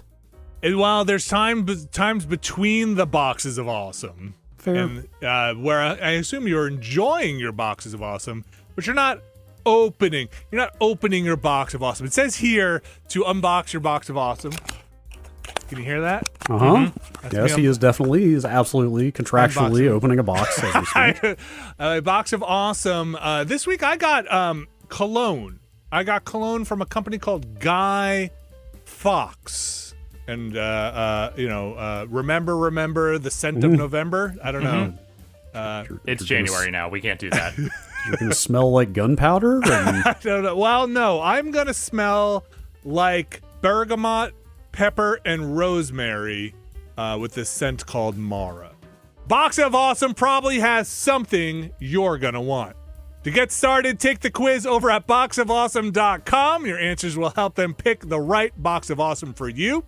They release new boxes every month across a ton of different categories, and each box is valued around $70, but you're only going to pay a fraction of that price. Plus, with each box of awesome, you're supporting the small businesses of the world. 90% of everything that comes in your box of awesome is from a small, up-and-coming brand. It's free to sign up, and you can skip a month or cancel at any time. Brad or Alex, anything in your box of awesome you got recently you want to call out? I got a sleep mask. Ooh, I could use that. Some sleep-enhancing products. Some gummies, let's say. What is in those gummies? That's for you to find. Ooh. Alex? I got a camping chair, what folds up into a little bag so you can carry it around with you, and then you unfold it and put it together, and you got yourself a camping chair. Man, both of those things sound very useful. Would you say they sound awesome? I would say they sound like things that would be in a box that said Box of Awesome. Get 20% off your first monthly box when you sign up at boxofawesome.com and enter the code Nextlander at checkout. That's boxofawesome.com, code Nextlander for 20% off your first box. Boxofawesome.com, code Nextlander. Thanks, Bespoke Post. We are back, and time to dive into the news from this week. And like Brad mentioned earlier in the show, as of the time of our recording last week, only a few mere short hours later, almost within 2 hours, I think, a Nintendo Direct happened. Brad, were you able to catch the Direct at the time? No, but No. I did catch up on it. What is there to catch up from this Nintendo Direct? As we said, that Metroid Prime remaster got dropped there. Mm-hmm. They showed this new trailer for The Legend of Zelda Nuts and Bolts. That's not inaccurate in any way, shape, or form. What is going on there? What is going on there? And how did somebody got me with a like, oh, is Nuts and Bolts coming back out? When I saw people talking about it. Why are people talking about Nuts and Bolts? Rare did a little goofing on their Twitter. Yeah, well, let's say. Yeah. I've seen straight up people talking about this vehicle stuff in Tears of the Kingdom and saying things like Nuts and Bolts was ahead of its time. I mean, and that's I'm like, true. Sure was. Mm-hmm. True fact stated. It's a great game. $40 steal at $40 for the best game of 2008. Tears of the Kingdom. Yeah, it's got vehicles in it. Mm-hmm. It's not confirmed because they don't say much about Zelda games, but it seems an awful lot like these vehicles are open to player construction. Certainly seems like it. I mean, you got a vehicle that looks like a player creation, first of all, and then you got Link levitating like a wheel or something out of a pit, right? That was the stuff people latched onto. It's not so much. I mean, yes, okay, the vehicles you see in this are sure don't look like they were made professionally. But it was jalopies. Yes, it was the kind of manipulating parts aspect of this that people have latched onto to say like, oh, it seems like they might be going in a very heavy kind of freeform vehicle creation direction with this thing. Yeah, I was reminded. I completely forgot because I didn't play that DLC for Breath of the Wild, but it had a motorcycle in it. Oh yeah, which I had forgotten about. That was a bespoke motorcycle. Yes, by the way. You could not customize it. That came pre-configured. Yeah, I mean, like this kind of makes sense because so much of that first game was kind of based on puzzle solving or problem solving with a big tool set, right? Mm-hmm. Mm-hmm. Like all the different forces and abilities at your disposal. Why not throw a machine shop or like a garage into that toolbox? Yeah. What is it? There's this giant car looking thing. Yeah. Which has got like some cargo space in it. It looks like. I don't even know if you call that a car. What is that? It's like a flatbed tractor. Yeah. I don't know. The high-speed tractor. Plank with some wheels on it. There is a hot air balloon, which, to be fair, may not be player constructed, looking at that one. And then there's this bizarre... There's got to be a term for this. It's kind of like a quadcopter. Yeah, it's very drone-like. Yeah, it's basically a drone. Flying machine. Basically a drone. And like the sky and flying are a big deal in this game, so... Of course, here is a flying machine. This seems crazy. Listen, you still got a horse. You're still going all right. Yeah. Can't outdo your horse. True. Yeah, I think I said it earlier. This trailer didn't do much for me, but I still am really super excited to play this game. That stuff aside, I think that's neat and fun. This trailer, I don't know. I'm actually scrubbing through it with the sound off, and it's doing more for me now. I don't know what it was about that trailer. It's a little like melancholy or something. Yeah, that's the vibe. Breath of the Wild was a little melancholy too. Yes, the vibe of both these games is like very austere. Yeah, like it's more. There seems to be there's more excitement and fun happening with the sound off than when I have the sound running, and it's like Zelda's like, oh no. I mean, like Zelda in these games, the voice acting is definitely let's just call it a little on the weepy side. Yeah, sure. Okay, sure. And then who's hollering about coming in and just going out there and destroying everybody? Is this a new big bad? Probably Ganon. I don't know. If you had to guess. It's a Ganon-like, if nothing else. Probably Ganon. Probably Ganon. Yeah. Yeah, the tone of these games is weirdly at odds with the kind of loosey, anything goes gameplay style, the freedom to just do stuff and have fun with it. Yeah. I don't know. I'm very much looking forward to playing it. I am not the biggest Breath of the Wild fan, like relative to the amount of love that game gets. I mean, some people just, it's like their favorite game. They absolutely adore that shit. Yeah, yes. It's not me. I really like it, but that ain't me. But I am really looking forward to playing this one. I love a sandbox. There's nothing I love more than just a big old sandbox of stuff that you can combine together however you want. Yeah. See how that works out. I mean, that stuff to me comes down to how well once you put it all together, what is your controlling physics and mechanism, right? Yeah. Played a lot of Besiege, played a lot of games where you make vehicles. You've played a lot of Scrap Mechanic at this point. kind of all comes down to how are you modeling the physics of the thing you're controlling at some point. Right. I'm excited about These are physicsy games. It could be good. Could be good. excited about the possibility of PlaneBoatCar becoming known far and wide in Hyrule. It's gonna import Yes, PlaneBoatCar. Man, yes. Somebody hack that save. Somebody could make this happen, right? Mm-hmm. You're like 2 or 3 studio acquisitions away from that probably being possible somewhere. At some point, something will happen where Rare and Nintendo are together in some weird way. Yeah, I mean, without the sky stuff and the vehicle stuff, this sure looks like more. Oh yeah, of that. Yeah, those seem like the key new things. Man, which has been long enough since Breath of the Wild. Yeah, which I'm okay. Yeah, it's been 6 years actually. Yeah, crazy to think this game is only like 3 months away now. I hope it runs well. Sure do too. Yeah. As much as you got to say Breath of the Wild had a lot going on, very ambitious. Wild. There were parts of Breath of the Wild that are un-Nintendo like in their performance, let's say. Mm-hmm. Where they get a little chuggy. Yeah. True. We mentioned the Metroid Prime remaster that is dropped. That was shown there. You guys excited for Pikmin 4? I've never been excited about a Pikmin game, but I have... No. Let me finish. Yeah. I always end up enjoying the Pikmin games when I play them. Okay. It's just that I don't have like this deep reverence for them or any deep excitement for them, but I always have fun when I play them. I feel like secretly Pikmin are Miyamoto's favorite games. Possible. I'm not even sure that's a secret. Possible. Very possible. I like Pikmin games. I liked what they did with the Switch version of 3, with the kind of deluxe co-op stuff they put in. 2 players at the same time, let you run around the map together. I thought that was really well done.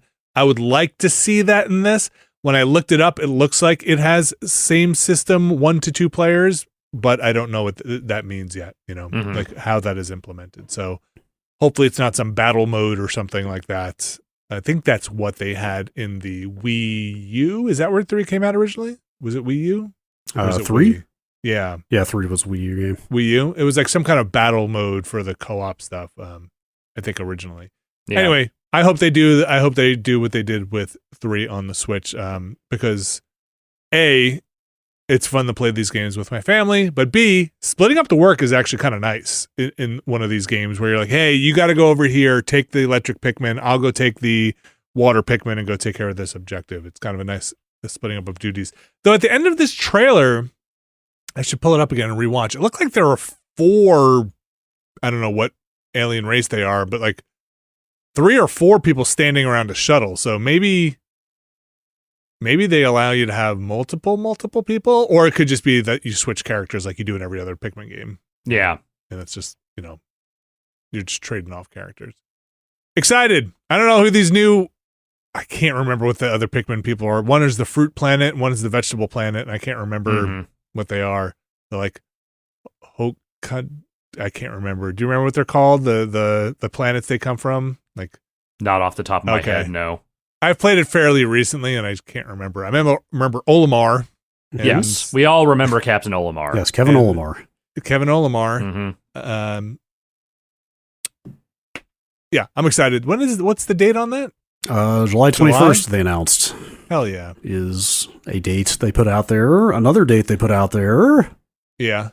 That Advance Wars remake. Yeah. Has gotten a new date after being delayed for basically a year. It is April 21st. Nintendo just loving the 21st here. Every month on the 21st, a new Nintendo game. Or an old Nintendo game that has just been kicking around for a while. Yeah. Yes, Advance Wars 1 and 2 Reboot Camp, in case you forgot. They're still doing it. Supposed to come out last year. It's been patched 3 times. I don't know. It'd be pretty funny. I mean, they respectfully decided to hold that game in the wake of the war in Ukraine. I guess they've decided now is long enough. Yeah, I mean, the war did not end. No. So at some point, they're going to have to put that game out. Yeah. I'm excited to play that. Advanced Wars rules. You know what else rules? What's that? Ghost Trick. And I was pretty surprised when we were going down this list to see Ghost Trick coming back. Yeah. Ghost Trick is a good game. And I think it's a new audience being able to experience Ghost Trick is a fun thing. I imagine just like everyone else, I played that game originally on mobile. I was going to say, it was just a mobile game first, right? When you say mobile, you mean like not on a damn phone? Yeah, so it was I want to say I played that on a handheld somewhere. Yeah, it came out on other stuff. It came out on the DS. It did. Let's see. iOS. It did come out on the DS first in Japan. I think. Okay, right. I think that's maybe what it was. Did it come out? There's a lot of dates to go through. I think the whole deal was like, oh, there's a DS game from Capcom in Japan, and then it was like, no, it's coming out on phones here. It was like, oh, is that how things are going now? Yeah. I think when I came to it, I was on a handheld already. Is that around the time of Hotel Dusk? For some reason, they feel in a similar. That was 2010, 2011. I very much remember that as Front Street era. Hotel Dusk? No. The first one? Yeah. Hotel Dusk was January 2007. Wow. When was Ghost Trick? End of 2010, 2011. Okay. All right. That's far enough away. Bring back Hotel Dusk as well. Yeah, while you're at it. Just while you're out there. Did they make more of those? I think there was a 2, wasn't there? I don't know. There was definitely some kind of follow-up to Hotel Dusk. I'm not sure it ever came out in the US. I don't remember. The Last Window, The Secret of Cape West is the sequel, which did not come out here. That's what I thought, yeah. I remember there were some calls for that game to come out here, and I think they went unheeded. Came out in Europe. So okay. You might be able to play it in English if you really wanted to track it down. I bet there's some websites that can help you. That Ghost Trick is going to be coming to the PC as well via Steam, and also Xbox and PS4. Just fun. That's a fun game. Ghost Trick. That's cool. Trick. That's a neat good game. Last big thing in my mind from the Direct is they're adding Game Boy games to the online service. Sure. Of course. Sure. Why wouldn't they do that? Sure. Game Boy Advance if you got the paid version. Need people to keep paying? You mean the upgraded version? The upgraded version, yeah. Are they still calling that? What are they calling that? I forget the exact Expansion terminology. pack. I know it because I don't have it. Expansion pack. Expansion pack. Okay. Yes. Same. I keep thinking about giving them the money, even though I don't need them to give me N64 emulation. I can find my way to do that. Yeah, actually, N64 is the one platform on there that I don't just have easy access to elsewhere. But anyway, Tetris. Tetris. Have you heard of Tetris for the Game Boy? No, I've heard of Tetris. It is now playable Music on type Nintendo Switch B. Online. Yeah, pretty solid list here. Super Mario Land 2, 6 golden. No Super Mario Land 1 though. No. I was more of a one person myself. 6 golden coins. Link's Awakening DX, obviously, you need that. Metroid 2, a good one to have. Gargoyle's Quest, I remember hearing, was pretty cool. Gargoyle's Quest is awesome. Yeah, I never played that one, but I remember people going like, hey, this is legit. That might be one of the better Game Boy games out there, I'm just going to say. I don't know much of anything about Alone in the Dark, The New Nightmare. Neither do I. Seems like a weird inclusion here. Maybe New I'm Nightmare, same as the old Nightmare. Maybe I'm missing something. Wes Craven's Alone in the Dark, The New Nightmare. Game Boy Advance games also on here. Mario Advance 4, which is Mario 3. Mario Kart Super Circuits. Mario and Luigi Superstar Saga, an amazing game. That's a great game. The Legend of Zelda, The Minish Cap, also a great game. Mm-hmm. The first WarioWare. And Kururin. What's that? I don't know. Okay. I have heard that name for years, and I don't really have an answer for you beyond that. I haven't heard that name in years. Yeah, those are good ones. Yeah, it's fine. I'm sure they'll add more over time. Yeah, they have according to this article on The Verge you linked here. There's some more. There, like Metroid Fusion, Fire Emblem, Golden Sun, F-Zero, Maximum Velocity, and Kirby and the Amazing Mirror are coming soon. Yeah, those were teased. They're not out yet. Metroid Fusion, very good game. Yeah. So wait, which one got remade recently? It's which was the one that was that not Fusion? I don't remember. No, on the on the 3DS, the one they brought over, was that like 5-ish years ago? Yeah, some years those back. Two. Yeah, those two. That was 2. Yes, that was the Game Boy game, okay, which is on here. Metroid 2: Return of Samus is on here on Game Boy, but that remake is very good. Yeah, I never played that. It was good. I liked it. I remember playing that during something when I was in San Francisco. It must have been Game of the Year or something, if that's when it released. When are we gonna get 3DS stuff over on the Switch? Is that gonna happen? I don't know.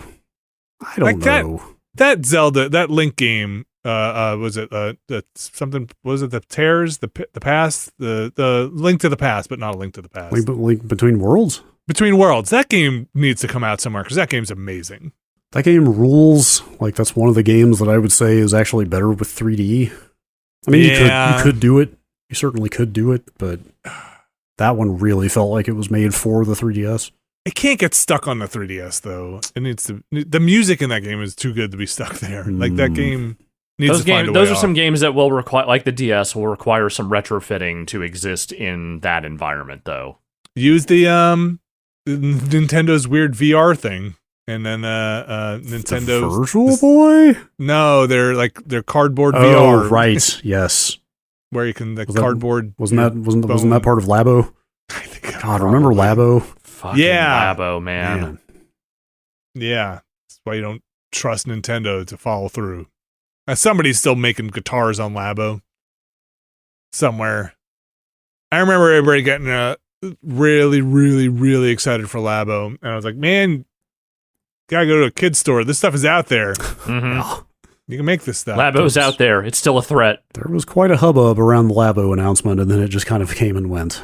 Yeah. Well, the thing about Labo, like every other kids thing you get, is once you've built the thing, what are you going to do with this giant cardboard robot you now have, or this backpack you now have? Mm-hmm. It's going to probably go in the trash. I wonder if Dan Reichert still has all his Labo stuff he made, or if he was like, or if it has all been recycled. Yes, hopefully.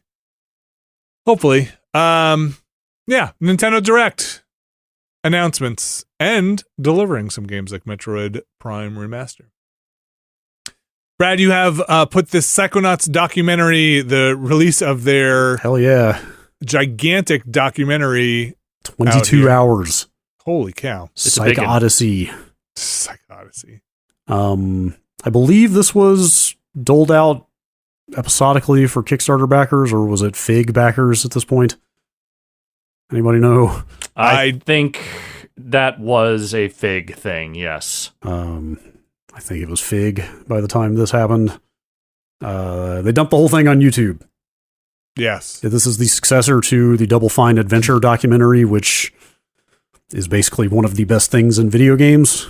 Calling this a documentary feels like it is actually underselling it. This is a fucking 22-hour epic. Yeah, I mean, Double Fine Adventure, I believe that was the name of the documentary, was 12 hours. And even that was pretty comprehensive. Like, I cannot recommend that thing enough.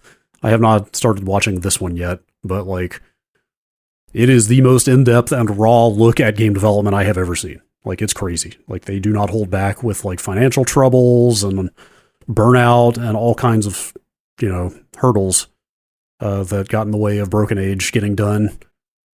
I would expect no less from this one. Same production company, 2-Player Productions did this. Watch it. That's all I have to say. When I find a spare 22 hours, I will absolutely sit down and watch this thing. It is just, it feels very daunting. Oh, it's episodic. It's like you can watch one and be done if you're not into it. But I also think this is the kind of thing you can do when, despite your troubled development, you manage to put out a product people are generally pretty happy with. Yeah. It is a little harder to sell when it is something people, like, when it all went bad in the end. Yes. And in the end in the end with Psychonauts too, that game turned out incredibly well and was well regarded. And I don't know how well it sold, but I'm sure Game Pass did a lot to at least get that game in front of people. But if that thing had bombed out in a bad way, I'm not sure that people would be as interested in watching a 22-hour docuseries unless it was a spectacular flameout. Yeah, you never know. I mean, there's all kinds of ins and outs. Even the mundane can be very interesting when it's a look into a world that we don't normally get a lot of visibility into. Mm-hmm. I wonder how transparent they are during the sales stuff, the Microsoft acquisition, how behind the scenes. I'm sure there's some stuff they just cannot put in there, but I wonder, that must have been...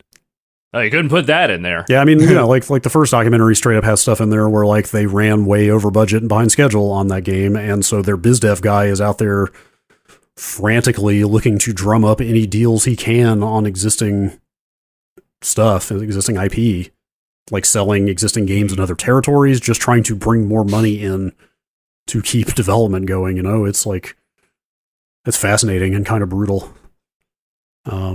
I also wonder, this is the kind of thing you can do when you are as fiercely independent as Double Fine was for its entire independent duration, which has ceased. Yes. And now that they're part of Microsoft, I have no idea what they're doing next, but like, I wonder if Microsoft lets them do this again. I bet if this brings like positive attention back toward the studio and like, and people speak highly of this thing, I bet they could probably make a pitch to Microsoft to say, let us do this again. Yeah. Like, Phil Spencer is not that he's necessarily making decisions at that level, but he's very savvy about hearts and minds and stuff like that. So I could see somebody at Microsoft going like, yeah, we should just let them be transparent because this does a lot for reputation building. Hell, maybe we should just build an in-house and documentary team. Why not? I mean, Double Fine has some kind of relationship with 2-player. Yeah, ongoing. I was just looking that up. I looked it up earlier. They didn't like acquire them or anything, but I think they were straight up working full-time out of the Double Fine office for a very long time or something like that. Oh, you know what? Actually, one of the 2 founders of 2-player also ended up becoming a level designer on Psychonauts 2. Apparently, there it is. In the course of this, so they are pretty deeply intertwined at this point. It's cool. I wish more stuff like this happened. Yeah, it certainly won't be a backer reward for Double Fine's next game. That's for sure. Yeah. Whatever happens, but yeah, that stuff's neat. I'm gonna probably. That seems like a thing I need to find the right factory building game and put that on in the background, to watch. That stuff's cool. And making games is hard. And getting stuff out the door is hard. So, I'm with you, Alex. I'm glad it kind of Psychonauts turned out all right. There was a while there where I wasn't sure if Psychonauts. None of us were. Turn out all right. Nobody was. Yeah. That's available now. You can go check it out on YouTube if you haven't seen it yet already. There's a playlist with all of them in there. Finally here, a bit of smaller news, just kind of weird news about Game Pass and Microsoft and reporting and life, death, rebirth, all that crap. So, the setup here for this kind of smaller thing is there's a lot of stuff going on with Microsoft right now, not the least of which is their scrutiny by the UK Competition and Markets Authority, looking at what its consolidation look like and what is basically the Call of Duty problem look like. And in the past, Microsoft, specifically Phil Spencer, I think, has gone out of his way to say Game Pass does not affect sales. Actually, we see an uptick or an uplift with more people playing a game. It kind of helps out. But Brad, correct me if I'm wrong here. It sounds like in a filing, Microsoft is saying that's not necessarily the case all the time. Yes, Brendan Sinclair doing what he does best, doing the hard reporting, digging up this quote from Phil Spencer from 2018, straight up saying, putting him on Game Pass just makes him sell more. Tucked into this report, this UK government report about the pending merger acquisition. is an admission that games that go on Game Pass see a drop in sales for at least 12 months after going on Game Pass. Which, duh? I feel like we all kind of assumed this to some it's degree. It's not some great revelation, right? You know, this is a report filed by Microsoft. I think the report was assembled by the UK Commission, but that was submitted by Microsoft according to their internal analysis. So this is Microsoft submitting this. It's hard to tease some of this apart with what they want to show. I mean, listen, I'm not saying they're not being fully honest here or truthful, but, you know, I think they want to paint a picture that says Game Pass is not going to cause more domination in a marketplace. If we have this thing like Call of Duty, what's the competition space look like between a PlayStation storefront and this? And actually, you know, things don't sell as well. It might even be a detriment to the Microsoft sale of these things if it's first party.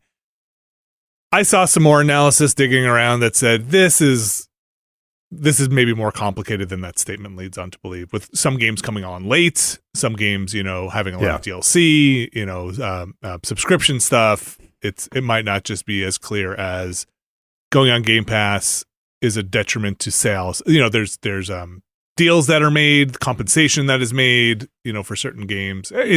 That's the thing you've really got to tease out, which we won't be able to, because I'm sure the terms of those deals are generally not going to ever be public unless something really goes wrong. But, like, what is the actual loss versus the upfront money? Right. Yeah. And, you know, longer tail on these things, and where was the game at when it went to Game Pass? Like, obviously, first party stuff for Microsoft is day and date, but that's not the case for everything. Some stuff comes on and shifts around. So I don't know. It's gonna be one megacorp eventually. Get ready.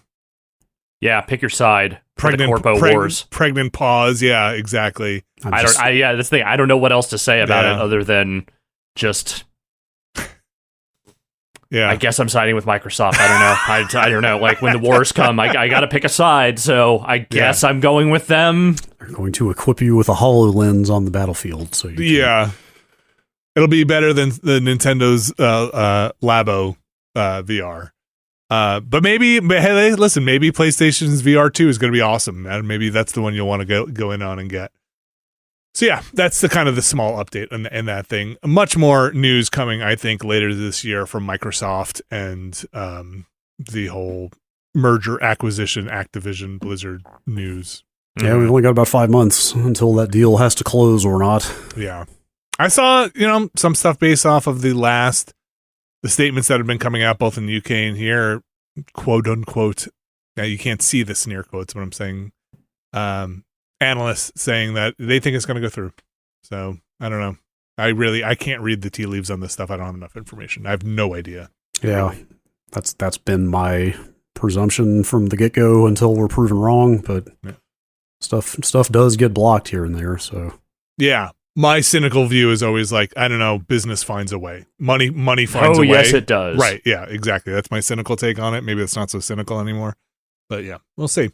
Again, more of that stuff in the future, and more news in the future, I'm sure. That's going to do it for our news section for this week. Plenty of games to play. And as if they keep announcing them and dropping them, like Hi-Fi Rush and Metroid Prime's remaster, I'm okay with that. Yeah. Keep going. Yeah. Let's do more it. of that. Sure. Surprise me. Who's up next? Sony. Let's go. What do you got? Give me that Ape Escape. Finally. State of Play. Just drop something. It's just all Ape Escape all the time. Here you go. Out now. I will side with you in the Corpo Wars if you bring me Ape Escape. He's easily bought. Microsoft, fuck that shit. Throw it in the trash. Give me the Ape Escape. I'm in. Give me an Ape Net. Let's go. How would you feel about an Ape Escape in VR? Can I fuck it? Do I have a little vacuum cleaner I can suck the monkey pants off in VR? Yes. Okay, I'm in. All right. Just an ape in one hand, a lightsaber in the other. Yep. I'm washing filthy monkey pants in VR. In VR. This is what VR was built for. That's going to do it for the news, but we also have an email address. That email address is podcast@nextlander.com, podcast@nextlander.com. You can send us, you could be the news. You can send us questions, tidbits, information, notions, concepts, send them over to stray podcast thoughts at nextlander.com. Brad Shoemaker, got any nuggets in there? Sure. Here's a couple of emails. Give me a nugget. Here's one from Martin. I just finished God of War Ragnarok and saw that Alex Navarro had a special thanks. What's up with that? So I have not looked into this deeply, but my impression is that there is someone that works at Sony Santa Monica who also has my name. Oh, that's way less interesting. I think it might be someone that works in like PlayStation Legal or somewhere in the background of PlayStation stuff. Huh. Okay, that could be, or if you look really closely at some of the parts of Ragnarok, you can hear Alex drumming. You see him drumming in the background. I do know a couple of people who work at that studio, but I am not close enough to any of them to think that they would have any reason to thank me in the credits for that game, so I'm pretty sure it's not me. Boring. Sorry. No shade to the Alex Navarro who works over there. I also don't know if that's the same Alex. It can't be, because Tunic isn't on PlayStation, right? Yeah, it is. Is it? Yeah, it came out eventually. Did you get specially thanked in there? There is a thank you to Alex Navarro in Tunic, and I'm not sure if that one is me or not. That one I know less. I'm less certain about. You did book that E3 couch. I did. But I do know some people that worked on that game, to some degree. So, it could be. If it is intended to be me, thank you. I don't know why you did it, but thank you. If it isn't, I mean, I'm just gonna say right here, Alex Navarro getting out there and elevating games like Tunic and God of War Ragnarok. Yeah, my favorite. There was both of my top 10 lists last year. Bringing them. I'm just saying that going out there and spreading the word. I don't know who would have known about God of War if you hadn't gotten out there and started. This Kratos fella. It's all me. It's all me. Spread the word out there. Thanks, Alex. I have noticed in the last few years there has been a severe uptick in people with my name, and I think it's more just that people who have my name are now old enough to have their own social media accounts and do stuff. It used to be me, a fitness model, and this one guy who I think plays piano. And that was the entirety of the search traffic for Alex Navarro. And now the waters have been massively muddied by other people taking my name. I'm just going to have to start using your full name. Or the initials. Maybe now is the time to switch to AA Navarro. No, not unless you're going to write your novel. We'll save it. Maybe that'll be the thing that starts it off. I don't know. I'm just going to say you've been doing this for around 20 years now. So who knows that the people out there... There's also a fighting game player who only uses his real name, and it's Alex Navarro.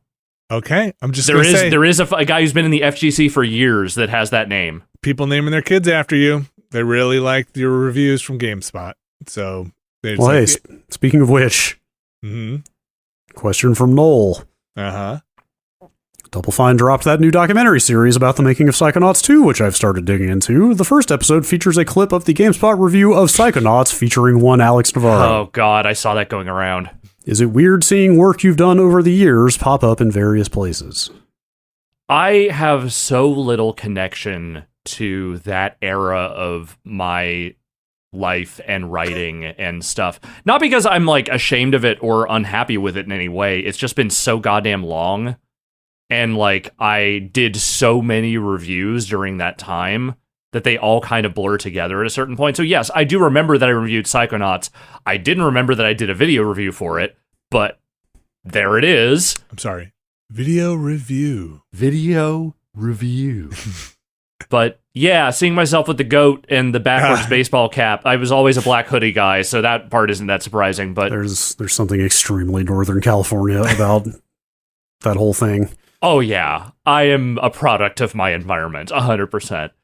But yeah, it's just very weird seeing that stuff. I have no shame of it, but also I just don't ever know how to feel when that stuff crops up. I mean, that stuff is so kind of transitory, you know, like some of it's still out there. You can still get to some of that content on GameSpot, but a lot of it is just kind of lost to time now. You know, a lot of the highest profile stuff is still up there, but some of the smaller stuff just never got picked back up when they went through one redesign or another. Yeah, anything that was kind of like programmatically part of the database there, reviews, previews, videos attached to games, you can pretty much still get to, but a lot of the feature stuff is just blown away in the wind by now. Brad, if you see footage from Psychonauts development, are you going to keep an eye out for your desk? Could you recognize it on screen? Psychonauts 1? Yeah. I'm trying to remember when... Gosh, I had a friend working there at the time, like when I moved out here 20 fucking years ago. They were in a parking garage. Their office was a parking garage. They straight up had a bunch of desks in a literal parking garage. I do not remember the circumstances of how I came by this desk from Double Fine, but I think that might have been directly post Psychonauts. I can't remember. Okay.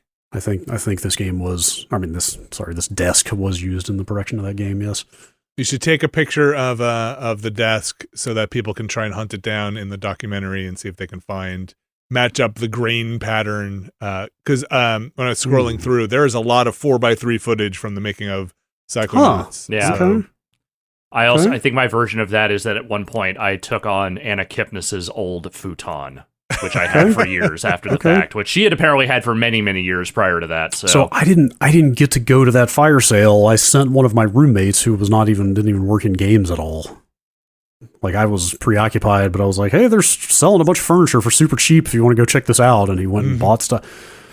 Apparently missed a fucking $10 banjo by like 20 minutes. Somebody was selling a banjo for $10 there. I would extremely pay $10 for a banjo at any moment. That would have been a good one. Your Psychonauts banjo? It's haunted me for years. I got to watch that documentary. It's great. Some point. It's all great. If you want to just see how the sausage is made, that's literally what it is. Mm-hmm. I do love sausage. I just want to critique the sausage and crush lives. Brad, do you have any feelings about seeing old footage pop up in weird places? I think we've talked about it before. I ended up in Indie Game, the movie, briefly. From the Giant Bomb era. Yeah, there's like it's them watching a Giant Bomb video, right? Yeah, the so Super Meat Boy guys. I think it's like a Giant Bomb video shot off a screen, basically. But it's a little weird. I don't know. That was so long. Even that was so long ago at this point.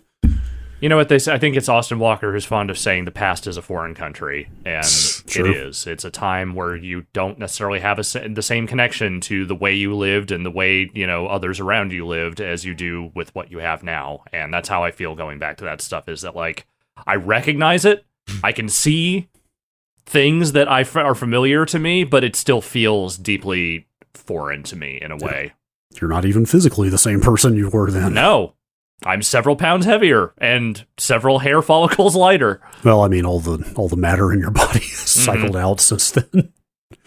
I think some of the weirdest stuff technically for me is like, to whom would they ask permission for that footage? At what point in the cycle did they ask? Were they asking CBS Interactive, Red Ventures? Like who signs off on that stuff at that point? You know what? Honestly, in the spirit of the Watchcast, I'm going to say it is better to ask for forgiveness than ask for permission. I bet they asked to use it from somewhere. Maybe, yeah. Maybe. I mean, but that's the thing. Like you said, what is the ownership on that shit? I guess it's fandom now, but like, when did they put in that request? Was it during the Red Ventures I don't time? know. Was it during the CBS time? That's what I'm saying. That's what's so weird about it is like, like you go to saying like every part. This is maybe a darker thought than I should go down, but Brad, you saying every part of you is every cell is replaced and regenerated. Kind of, you could say that about GameSpot as well, right? Like every cell of GameSpot has probably cycled over at some point. Several times over. 25, 30 years? No, it hasn't been that long, but getting there. Yeah, we're getting there. We're close to 30, but we're not there yet. Coming up on 30. Think they'll do something for 30? They should. No. don't think so. I don't know. Maybe Vince Never say never. Vince comes back, does an interview. Oh. By God, that's Joe Fielder's music. All right. Any other emails, Brad? Got a really good one. I'm not sure if I should burn it or save it. Nah, let's do it. All right, fine. Fine. It's so good, though. Mhm. It's from Yakov. Okay. In Fort Ticonderoga, New York, there is a tourist attraction where people have gone out of their way to fully recreate the original series Star Trek set. I think I've heard about this before.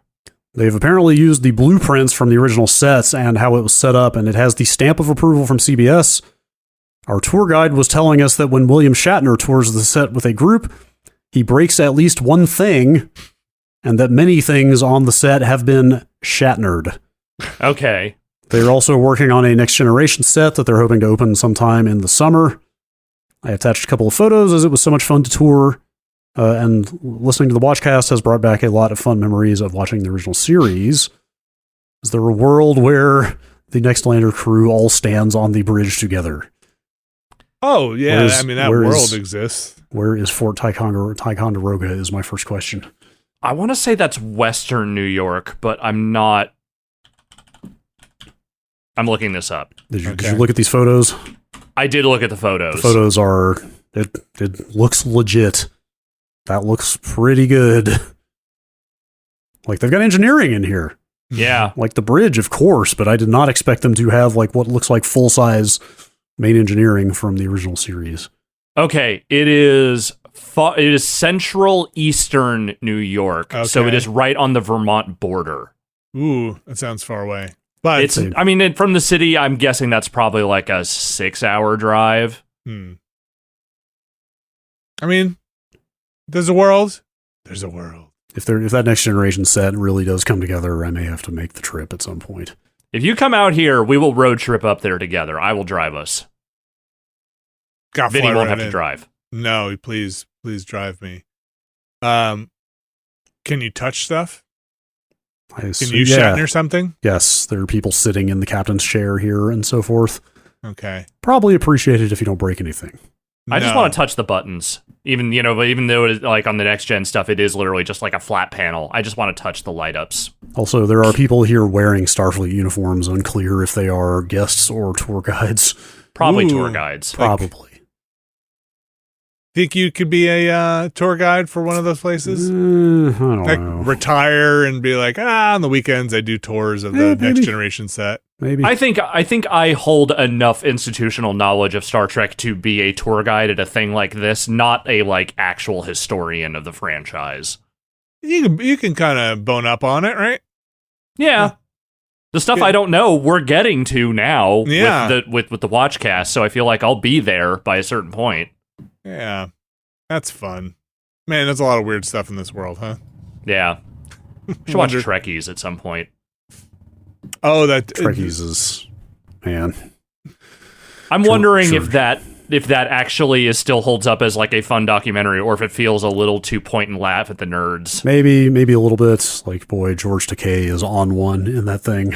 Yes, he is. With the way he talks about some of the fans. Oh, man. There is definitely a serious degree of point and laugh in that thing. And some of it, I think, some of those people are very over the top in their love, but I also feel like all of it is fairly innocent. Yeah. That thing is pretty old at this point, right? It was 98, 99, somewhere around there. God, is it that old? Yeah. It was a late 90s documentary, I know that. Wow, 97, geez. That's before documentaries almost existed. Okay, now come on. You know what I saw? Okay. Yes. I don't know how fond you guys are of documentaries. I don't want to hold us up from finishing this episode, but do you know who Errol Morris is? Yes. Oh, the name is familiar. Famous documentarian. Mm-hmm. Okay. Have you seen those fucking Chipotle commercials where like they're talking to people who work at Chipotle, and then there's a weird old man who sometimes asks the employee a question or asks them to repeat something, and it's kind of weird? No. Okay, well, that's the current line of commercials for Chipotle. Okay. That's Errol Morris. They got Errol Morris to do Chipotle commercials. Oh, man. Huh. Why? dude, securing that bag. I don't know.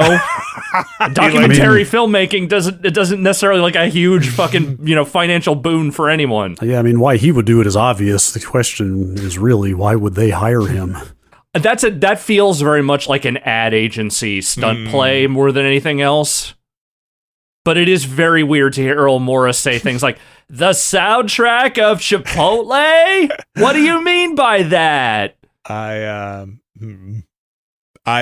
wouldn't recognize Errol Morris if you... I didn't initially either, and then people started talking about that being Errol Morris. I was like, that has to be a joke. It's not. Man. I forget what we were talking about recently, but now we're on a tangent.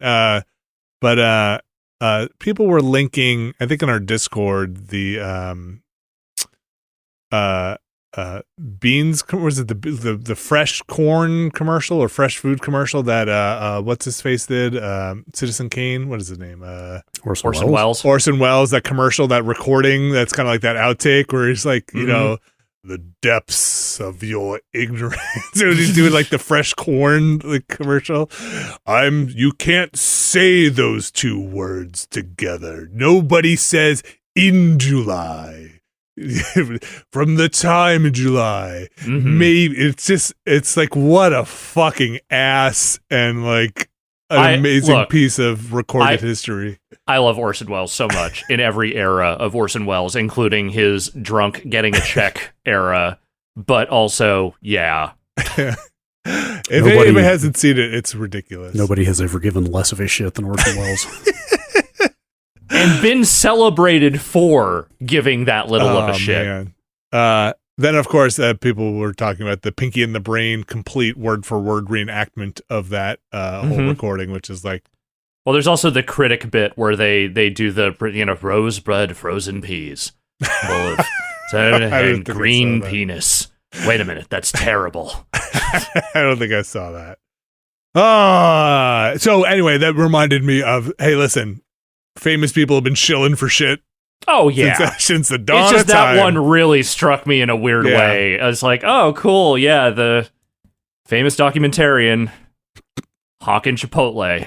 Yeah, nothing against Chipotle. It's relative to the other fast food places and nightmares surrounding all fast food places. No, it sucks in the way that a lot of other fast food sucks. It's just that it's slightly better fast food. I ate a lot of that Chipotle that was by 2nd Street, wherever that was. Look, I'm not above a burrito bowl. I'm not going to stand here and pretend that I have no interest.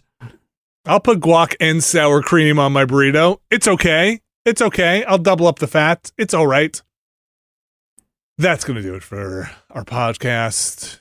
That's going to do it for our emails. That's going to do it for our news. That's going to do it for the games we're talking about. It's not going to do it for the rest of the content we have going on this week, like the Watchcast, which is currently up with Demolition Man, with one Timur Hussein coming in to enlighten us all about Demolition Man and his love for Demolition Man. His almost, dare I say, bottomless love for Demolition Man.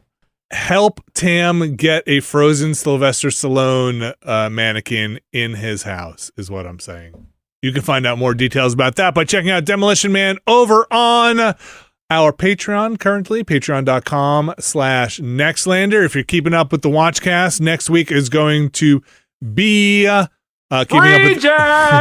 with our 90s, goofy 90s sci-fi Free Jack. We're free jacking, baby. Find out where Free Jack ranks on our list.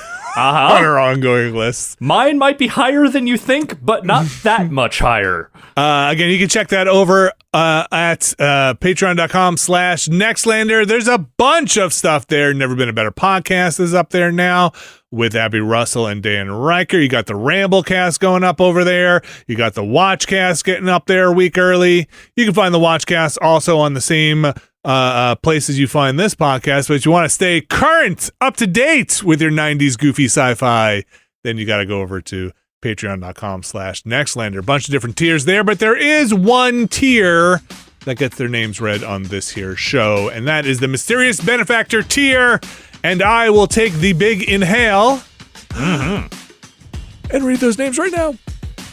Starting with RRE, John Richardson, Vornak, Kelly F., James Smith, Brian Lucier, Skywarp, John Hubbard, Sean Miller, Brad's Classic Mid-Size Hoodoo Voodoo, Evan Cook, Mark Wilhelm, JM, Jerry Lee, Gary Pejke, Robert Fisher, John McInnes, Hashtag Bunny Crimes, Peter Reardon, Thomas Lynn, Jad Rita, Statics, Andrew Jackson, Razgriz2, Brian Murphy, Trevor and Adrian R, Randy Duax, Andrew Tiebkin, It's-a Me, Dario the Sicario, Alex Wu, It Me JP, Matt Clements Jr., Edward Chick, Andrew Slosky, Steve Lynn, Matthew Herrig, David Campos, and Tyler